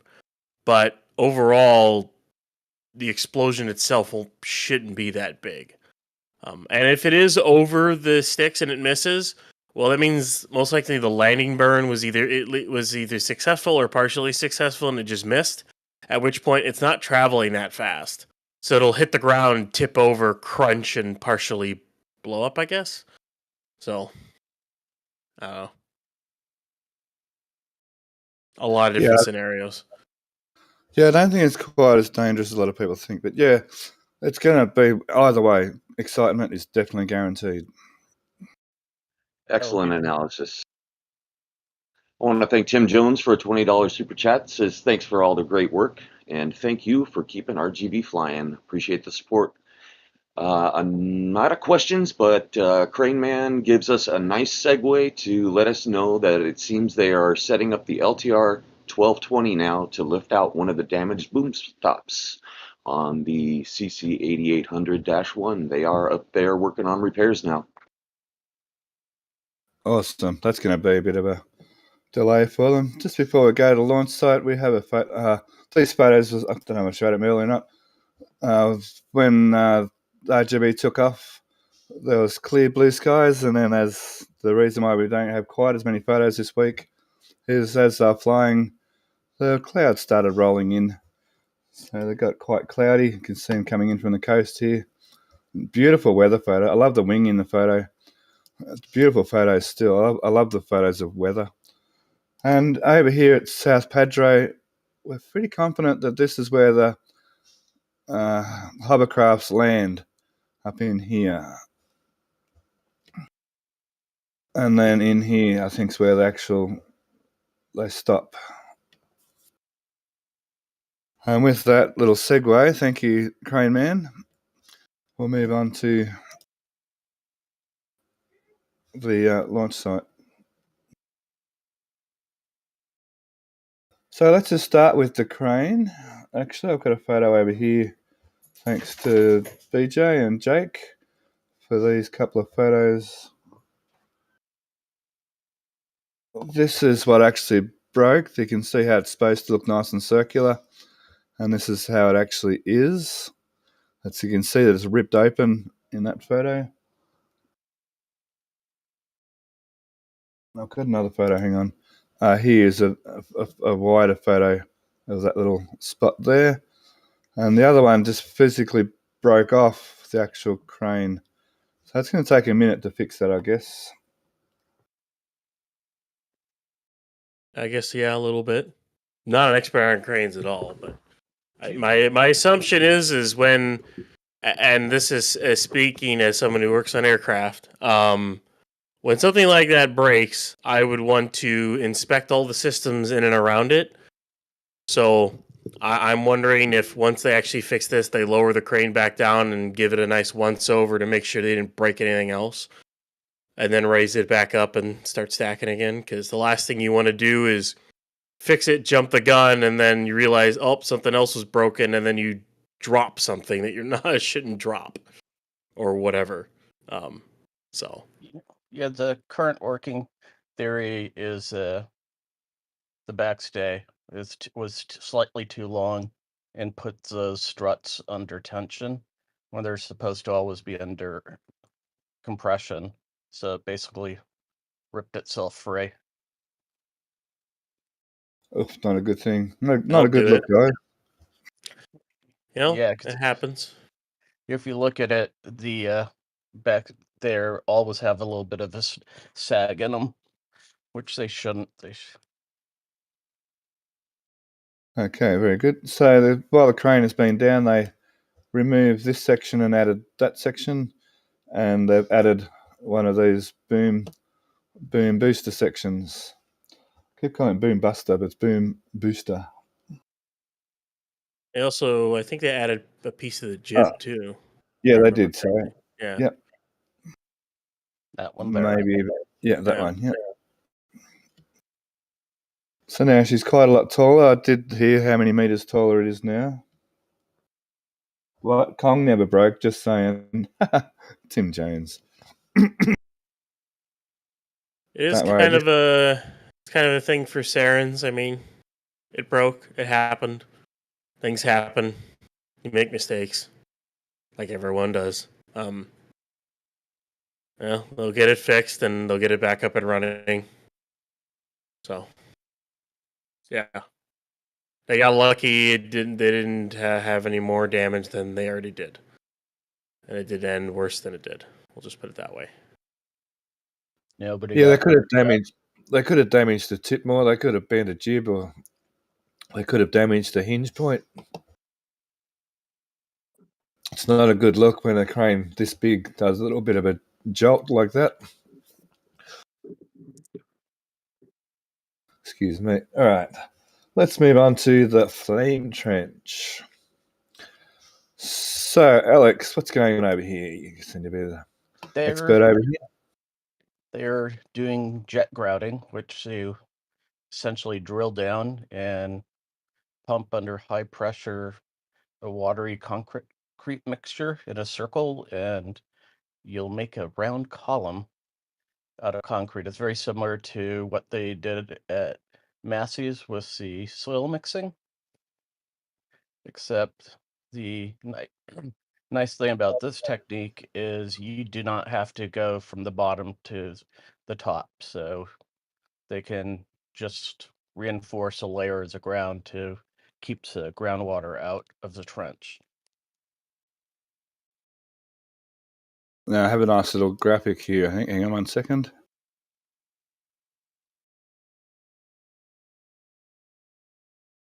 Have a nice little graphic here.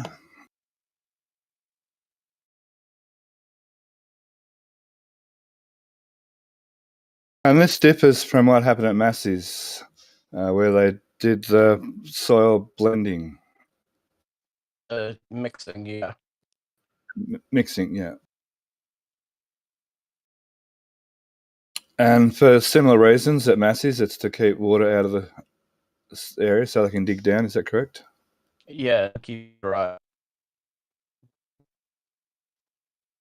Thank you. Thank you, Alex. You supplied that for me. Thank you very much. Oh, that was the best part where they do the half-filled bottom column. It's okay. You're just potatoing out on subtraction there, Alex. So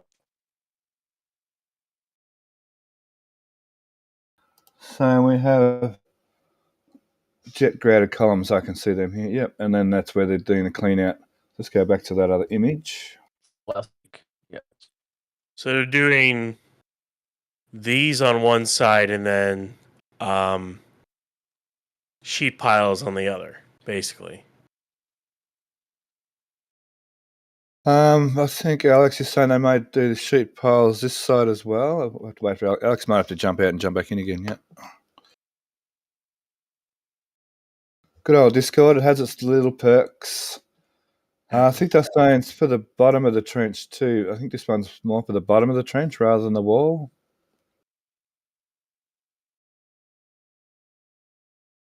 So, moving on, it'll be interesting to see how this. So the flame trench wall won't be at that row of sheet piles. It'll be slightly inside here, inside the trench.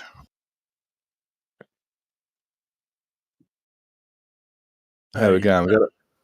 Are you back with us? I'm not sure. Am I? Yep. Sound better. Great. What did I miss? I was just asking in general, are they doing sheet piles on both sides then? I mean, I'm still learning about construction myself. So I would have said no last week, but they've delivered so many more. It kind of looks like they're going to line both sides with them. And then this drilling rig's more for the bottom of the trench. Is that correct then? Yes. I can't wait till they dig this thing out. So, yeah, absolutely right. I'm with you there. So this is supplied with grout, whatever they call that mix. With this hose here, comes all the way over underground, all the way over to the way over here to the grout factory. Got the cement pig and associated hardware to make that grout mix up. All those little different systems all over the place. It's pretty awesome to see. Okay, while we're on this photo, is it this photo? Yeah, we can see they're working on the concrete pumping pipe, and they've concreted the elbow in, which they didn't do on the last tower. This is similar to the way they concreted the water deluge. Where the water deluge does a corner, they concreted blocks in, so the weight of the concrete getting pushed up will rest on this bit of concrete rather than just on the brackets. I guess that's what's going on there anyway. Oh, I can see it over this angle better. So they're hooking up the pipe. Oh, that's just a shadow. I thought that was a pipe going across, but anyway. You can see they've got the elbows ready for it. And then in between sections, there's a bit of it missing. So they'll hook the rubber delivery hose and fill one section. There's one down here missing as well. I'll start down on this lower section, fill one leg up to just above the join, and then join that pipe, and then come up to the next level. And all four legs, they'll fill up again to just above the join on all four legs, and carry on till they get right to the top. Okay, we have some electrical conduit already installed. We saw a trench through here last week. We thought it might have been for cryo lines, but turns out it was just for electrical. And we haven't seen them in the pit yet, which we're calling a fluids bunker for now. So they may end just here somewhere underground being capped off, as we've seen them do in the past. I'm guessing that they're going to work, I was pretty sure, they're going to work their way over to the 3 volts, and there's a lot of that same conduit work just in here. We saw them put in ages ago before they built this gate, which means they may keep these comms building or they may not. Yet we'll soon see. So they should have electrical coming from across the road all the way in through some of these buildings, or through a new electrical building over to the tower here through some more vaults. And we're still yet to see. Go ahead. Say, with all that electrical work that they put in near that entrance, it's almost like they were planning for something else at the time. Right. Like a tower. Yeah, the whole pad. The whole That was pad, all yeah. for suborbital C. Yeah. All of that just for one somebody. Yeah. Oh. Yeah, it did seem like a lot of routing of wiring back then. It's like, that seems a bit overkill for what they need. Well, not for what they had planned. I think that was one of the early indicators that we're getting a new orbital launch pad. I think a few of us thought, that's, we kind of knew we were getting one. We just didn't know where it was going to be. Yeah, that's right. Things. There were speculations whether it's going to be out here, or over here, or over here, or because all the renders showed south of A, but obviously that's not happening. I mean, okay, back to this photo. I'll just quote Stumpy there. Photo. They've got the formwork up, ready to, and the rebar. I'm talking American. Look, you got me talking American. The Rio standing up, ready for the concrete walls. So still kind of thinking that's a fluid bunker, and they've drilled some more piles over in this area. So there may be a second fluid bunker yet. So just quickly, we're likely to see hippos over here, and then underground past the road into the fluids bunker here for the ship to go up to the tower, and then the cryo continue on past this bunker and on around to the booster via the launch mounts. And if you look at the Rio, there are 2 holes in it. One of them is right where your hand is, where that worker is standing, to the top of the frame, right there.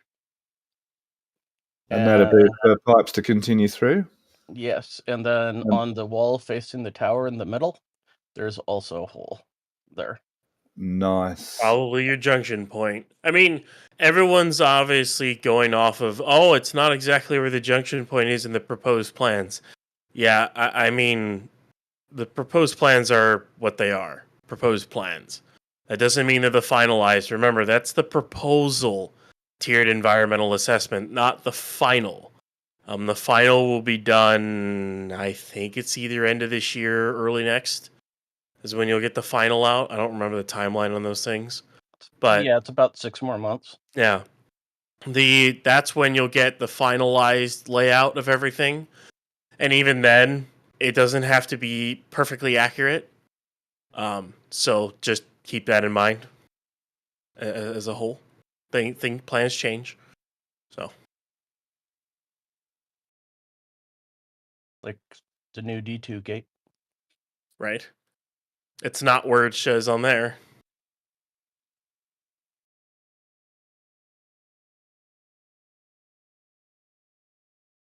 Yeah, the junction should be there, but it's actually more like here. But that's, yeah, like you say, just could be a slight change. Yeah, D2 gate, yeah, it's actually over here.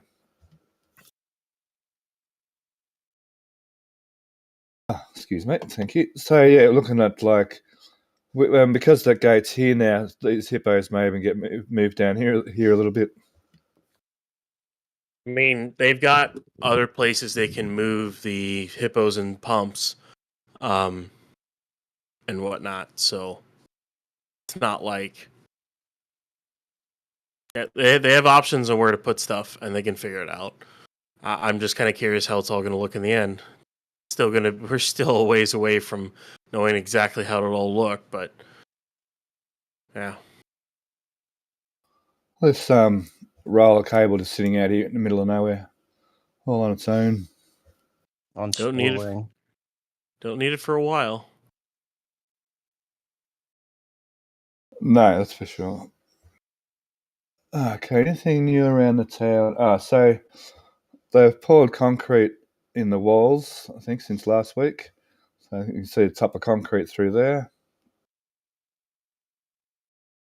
Let's try and find a photo. 1 sec. Oh, here, this one will do. We can see the... Can we in this photo? No. Oh, yes, we can here. The cable tray for the chopsticks and the pieces that are missing that are at Sanchez, I promised to show you. We'll go into those spots. And there's framework for a second one of these catch nets. Oh, sorry, the mic's probably a bit quiet there. For these catch nets, so perhaps going to have another layer of these catch nets somewhere up higher. For the what? For the 10 mil sockets, I hear. Everyone says it's for the 10 mil sockets. Yeah. Or your like 5/16 or 7/16 wrench. It should just drop and you go that one to the floorboards and go, yeah, that's for heavy check to find. Yep. Americans don't have 10 mil sockets, do they? They have 7/16. Well, it's because everything on an aircraft, nothing on an aircraft is metric. Even Airbus. It's all imperial. It's a standardization everywhere. Oh, you will never if you find something millimeter on an aircraft, especially like an airliner, then that is an illegal part that should not be on that vehicle. Well, having a brother as an aircraft engineer, I feel I should know that.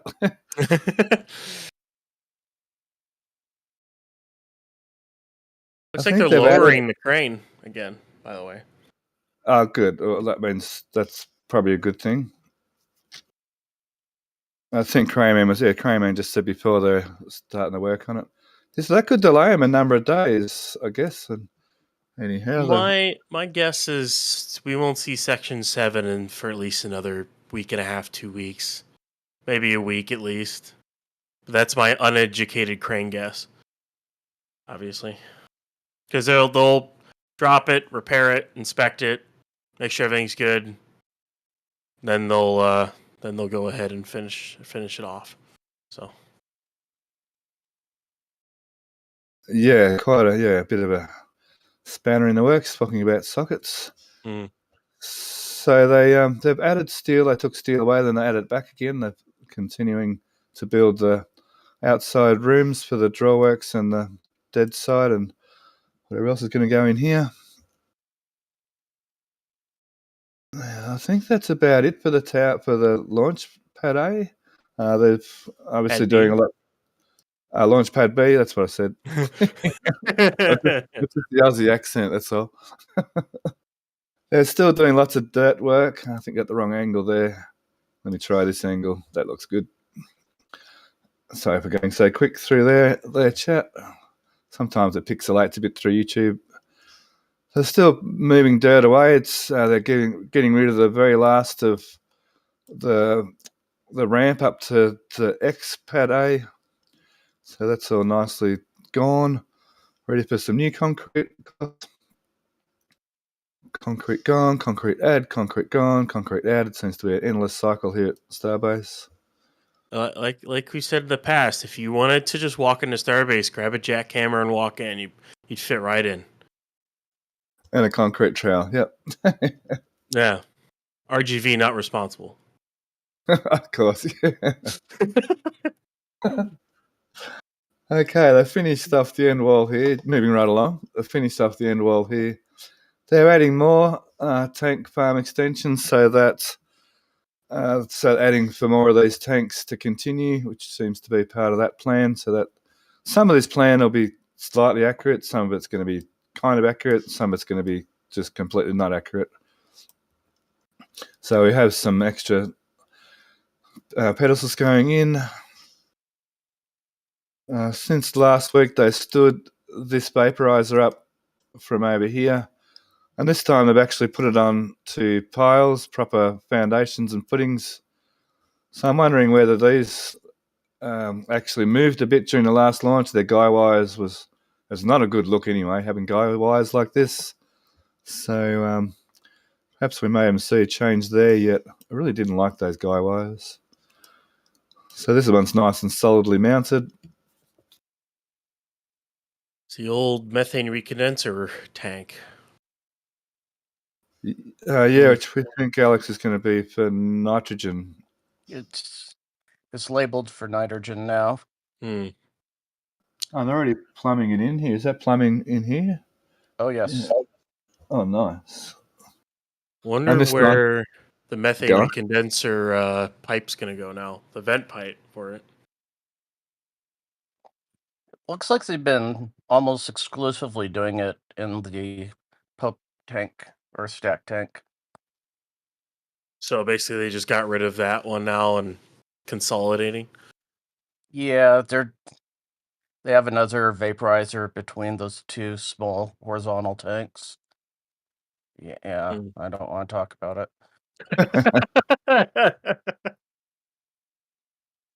So, and they've also the vaporizer for the tank farm, for the water deluge farm, sorry.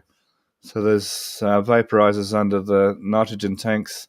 We think it was that line that runs, or we know it's that line that runs around the back here to replace that whole system so that water deluge system can be recharged. It's quite the route all the way around, all the way around, all the way around, all the way around, just to get across here. Goes all the way around there. Hey, if it works, it works. Yeah. So hopefully in the new system there'll be a lot kind of shorter runs here.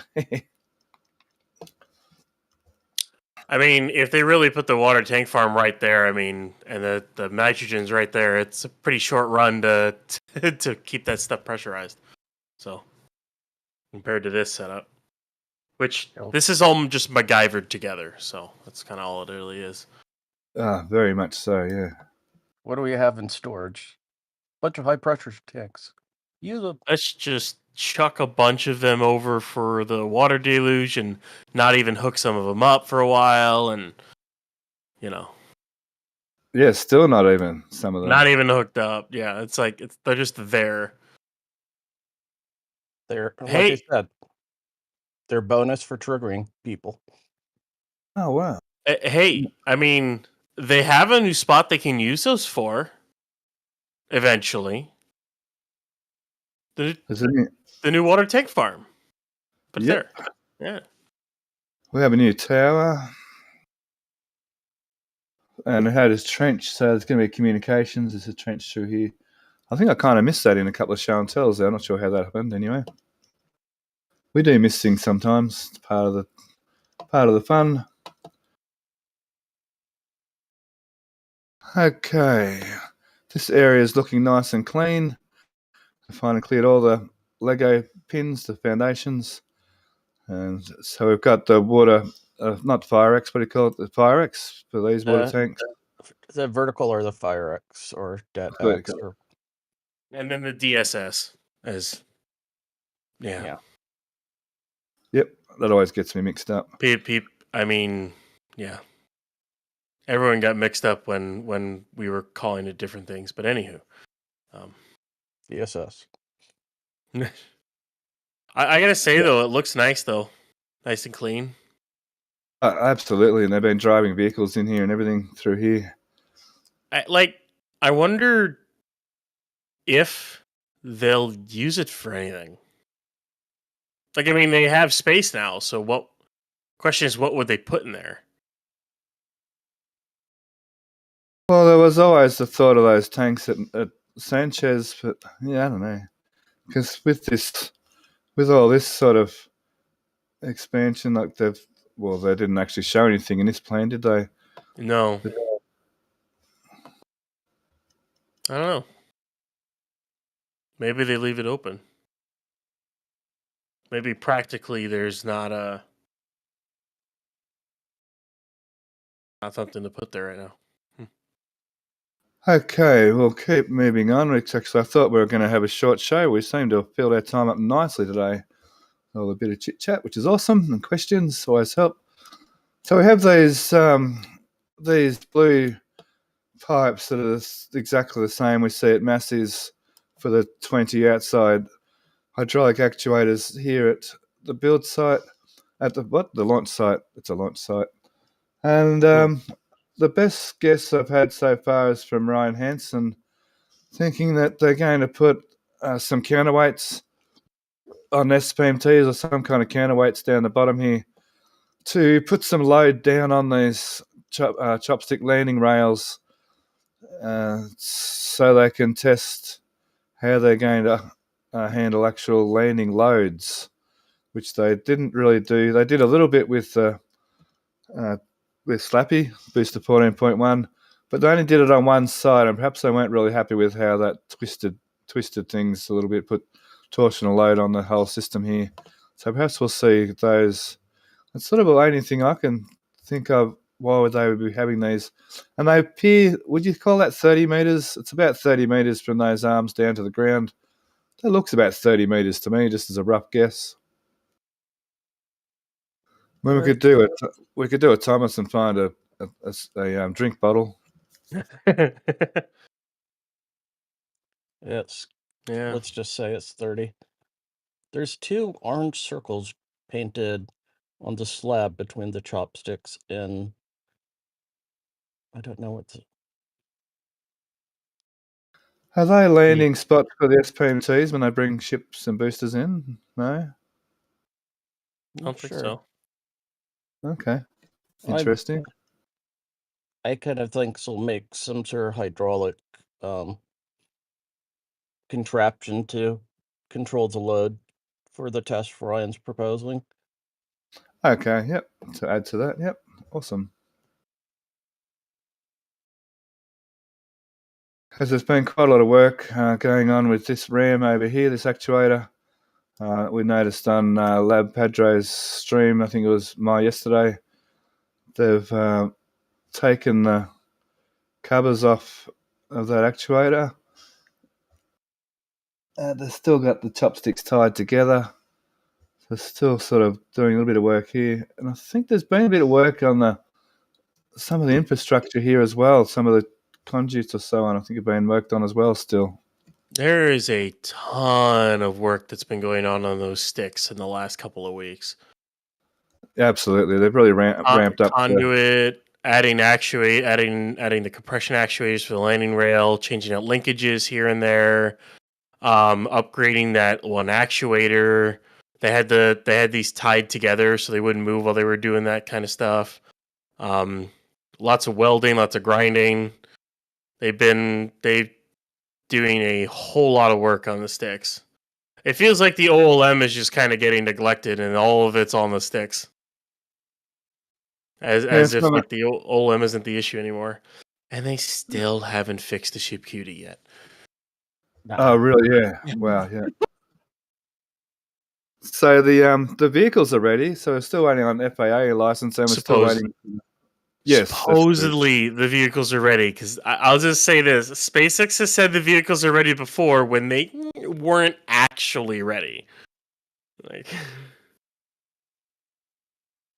and adding it's kind of like they brought forward the like a lot of work seemed to have happened after flight, in between flights just now, that we didn't quite expect, and maybe because they decided to actually do the catch on this next flight coming up, and so they've had to do all this extra work, or maybe they've tied in because they need a bit more time to get this area tidied up before they do a launch. But yeah, they seem to have really gone forward with doing a lot of work we didn't quite expect. I think they really want to have some catch data before they put the chopsticks on Pad B. Oh yeah. Yeah, And not that only makes- that, I don't think the carriage and chopsticks are going to go on Pad B until the OLM is built, until whatever they're building for the pad is built up, because those will literally just get in everybody's way.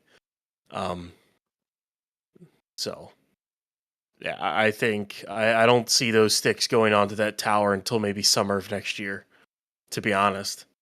I really think they're going to want to build out that pad first. You heard it here, right here on RGV from Ryan Weber. So just moving on, we've got some of the Been go wrong ahead. too. We'll see.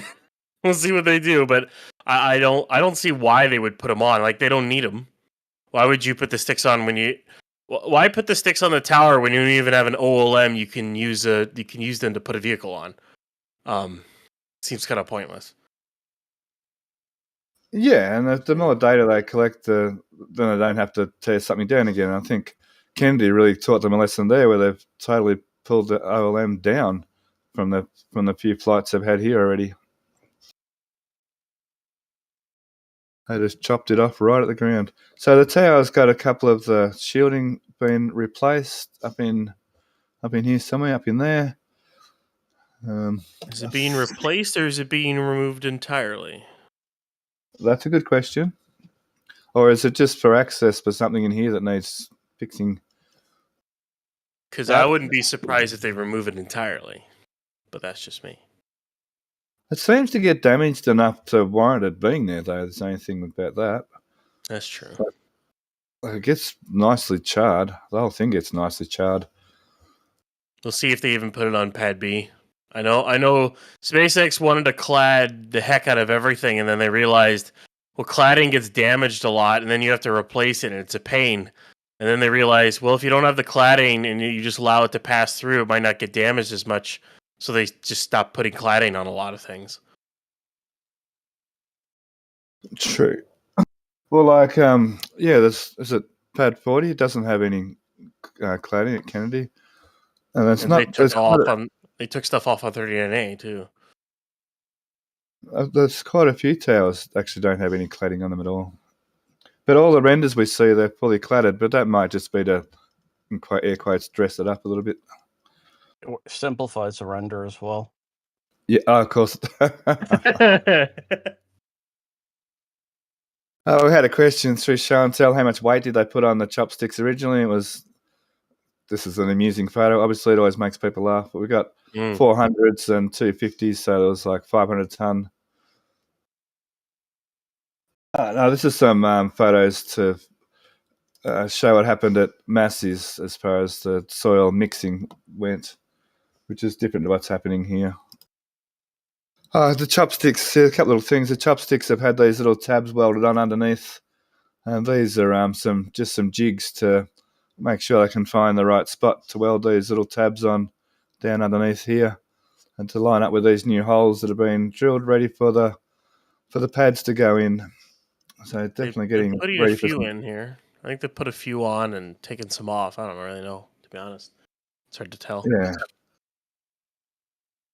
Getting ready for some catching action. Okay, I'm not sure. I think we've done everything at the launch, so we might go over to questions and donations, please, Astro Joe. Yeah, for sure. I want to thank Miss Jax for gifting a membership. I got a question from Marmar. In a scenario where Booster 12 comes in too hot, would SpaceX maybe keep the chopsticks facing outwards to avoid damage to the chopsticks, or would they just go for it? It's going to be exciting to see what happens on this landing, and I guess everyone's guess is as good as anyone else's right now. They could leave them wide open. They could leave it off to that side and let Booster crash in here, out of the way. They could let booster crash over here. Depends on how much control. Go ahead. I was gonna say it depends on what you mean by too hot, and it depends on when or if they do have a failure. Because if they have a partial landing burn failure, then they may not even close the sticks at all. They may try to open them back up, unless the system is already in place and they can't open it right away. I really don't know how their system is set up or how the software works. So I don't even know if it could react that quick. If, for say, like the booster was actually having an issue, and the sticks and it communicates to the tower or something, and they open up. I have no idea if they have a looped system like that, but it would hit the OLM or the ground pretty hard, even if like they couldn't slow down enough. Now, say the landing burn doesn't work at all. I mean, I don't think they can hit the Gulf. It's been really hard to tell whether or not they could actually make it out into the Gulf if they were aiming towards the Gulf without a landing burn, or if it would just pile drive the beach or the mud flats. So, yeah, I don't know.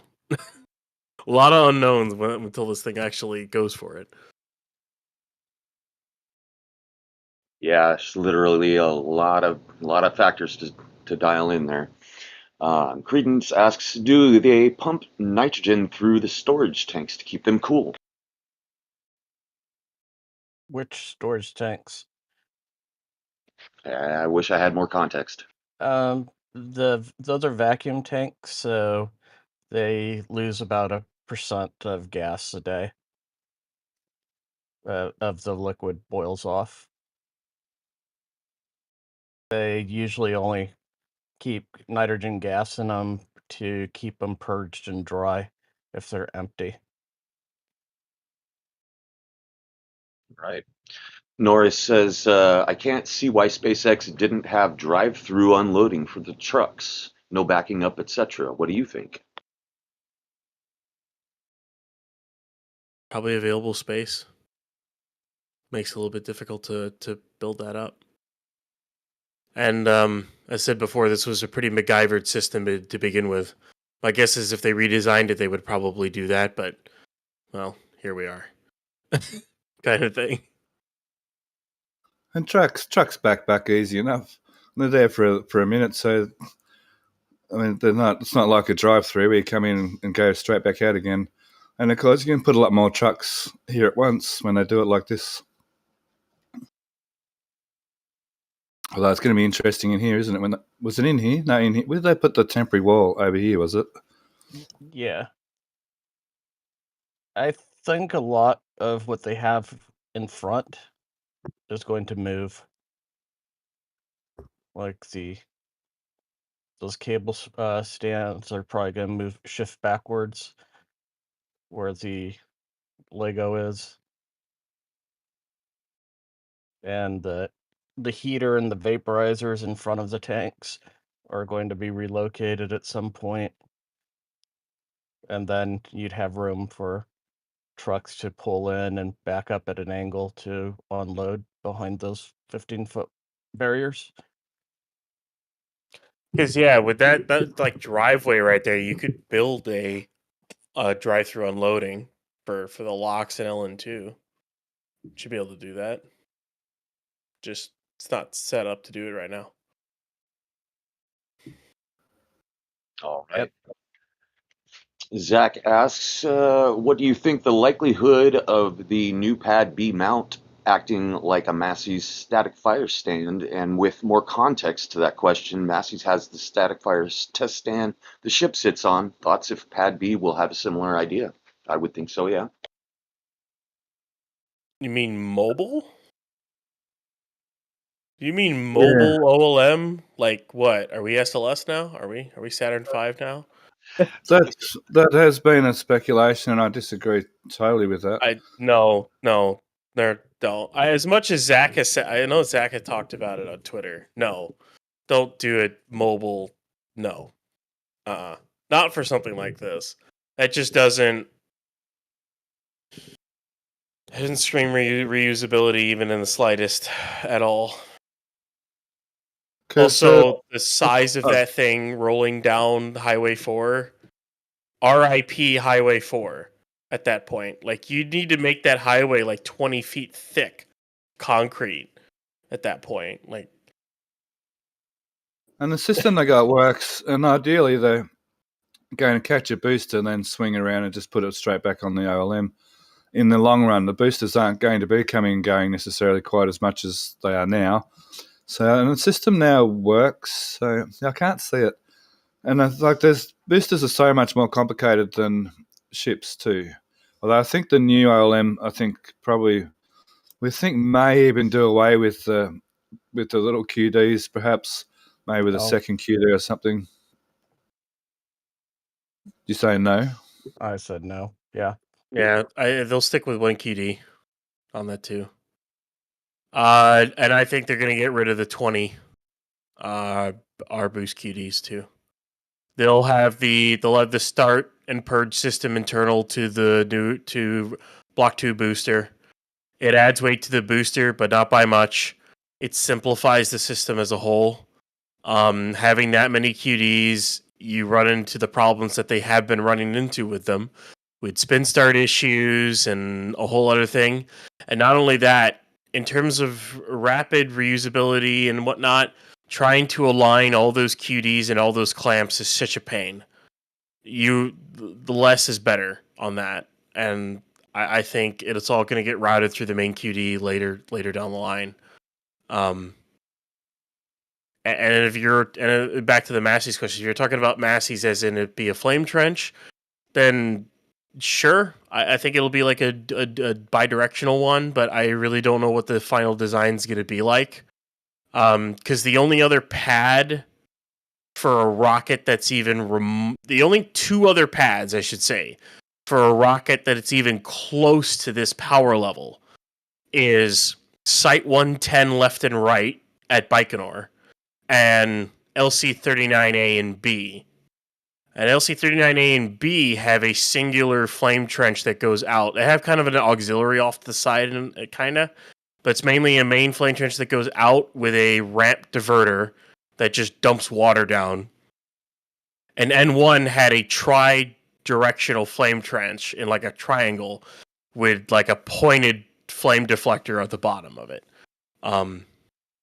So, I mean, SpaceX is basically just going back to what NASA and the Soviets learned, is that when you make a rocket of this size, you kind of need a flame trench and a diverter. Yeah. Wasn't 110 like 70 feet below the ground too? It was a stupid amount. I don't remember how low 39A is. I remember the cubic meter. Each 39A's pads are 39A and B pads are 52,000 cubic meters of concrete. Of course, they're not going to put that much here.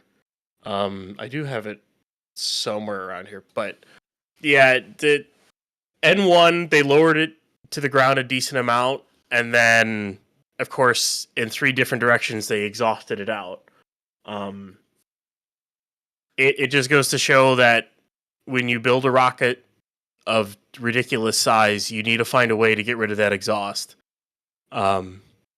Starship Super Heavy has the advantage of their high thrust to weight ratio, which means they can clear that volatile area quicker, but it's still a very volatile area and makes it kind of difficult to do, no water deluge or deflector. We saw what happened when they had no water and no deflector. I mean, it's kind of case in point why they need it. You get an excavator. Yeah, basically. It makes its own trench. If you read the paper that was written about that event, Starship Super Heavy Booster 7 created its own volcanic eruption. Like, that was the equivalence. So, yeah, it needs a it needs a diverter and flame trench. I think SpaceX finally realized that. All right, I want to thank Sharpie for a $10 super chat, riding in the caboose, choo-choo, and Rocket Profit for $20 super chat, starting a new donation train. And if y'all wouldn't mind before we leave, go ahead and hit that thumbs up button for us. We'd greatly appreciate it. Andy Alder has a question. Can they legally land in their bit of swamp? I'm not Better sure. ask forgiveness than permission. Yep. That's right. Yeah, that's Ask SN11. It landed all over the place. Yeah, exactly. Marmar asking, would the OLM collapse if it is hit by Booster 12? No. I think in SpaceX's engineers are thinking they're crossing their fingers that it just might do that for them and clear the OLM for them right out of the way. Ready for the new one. But I don't think so. She's pretty strong. It's the booster, all things considered, it's very light when it's coming into land. Yeah, and light like on its like low sort of what do you call it, pounds per square inch because it's quite big and it doesn't really weigh much. And that OLM is pretty beefy, with being full of concrete and everything, and it's pretty strong. Yeah, it's low density, I think would probably be the better explanation. Yeah, that's the word I was looking for. Thank you. All right. Crane Man, I am out of questions, but Crane Man did send me a direct message pointing out that over by the blue containers for Sarens for the crane, they have their own air-conditioned office at the launch site. It's common to use such a container for easy transport. Just wanted to point it out. Maybe that's where they're planning a solution to the crane problem. speaking of said crane, it's almost entirely down. Yeah, pretty cool. Good to see. Oh, so that's where one of those tents is being set up. I know, keep finding things. Every time I look at these photos, I love these photos. Every time you look at them, you always find something new. It's awesome. They're really amazing photos. Well worth getting behind and at least pushing that like button, everyone. Thank you. I'll take one more question before we end the show from Basito. How many boosters and ships can the existing tanks fill?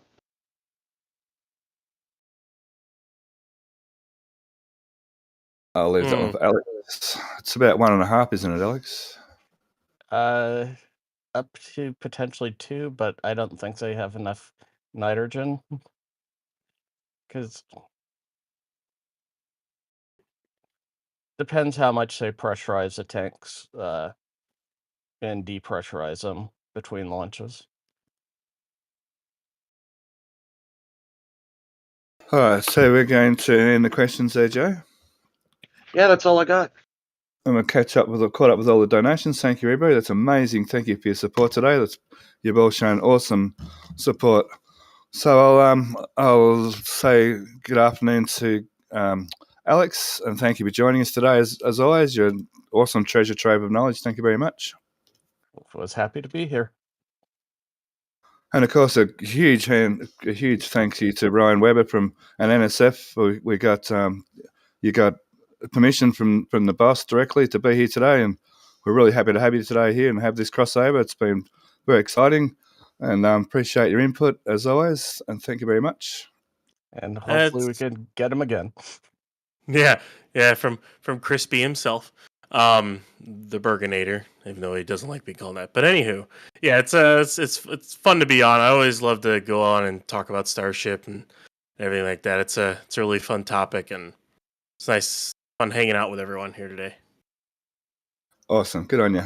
And we love everything. I'm in the same boat as Astro Joe. I love watching all the streams, and I'm a member over there as well on your NSF and quite up in the chat there, chatting away with all the guys and gals. It's awesome.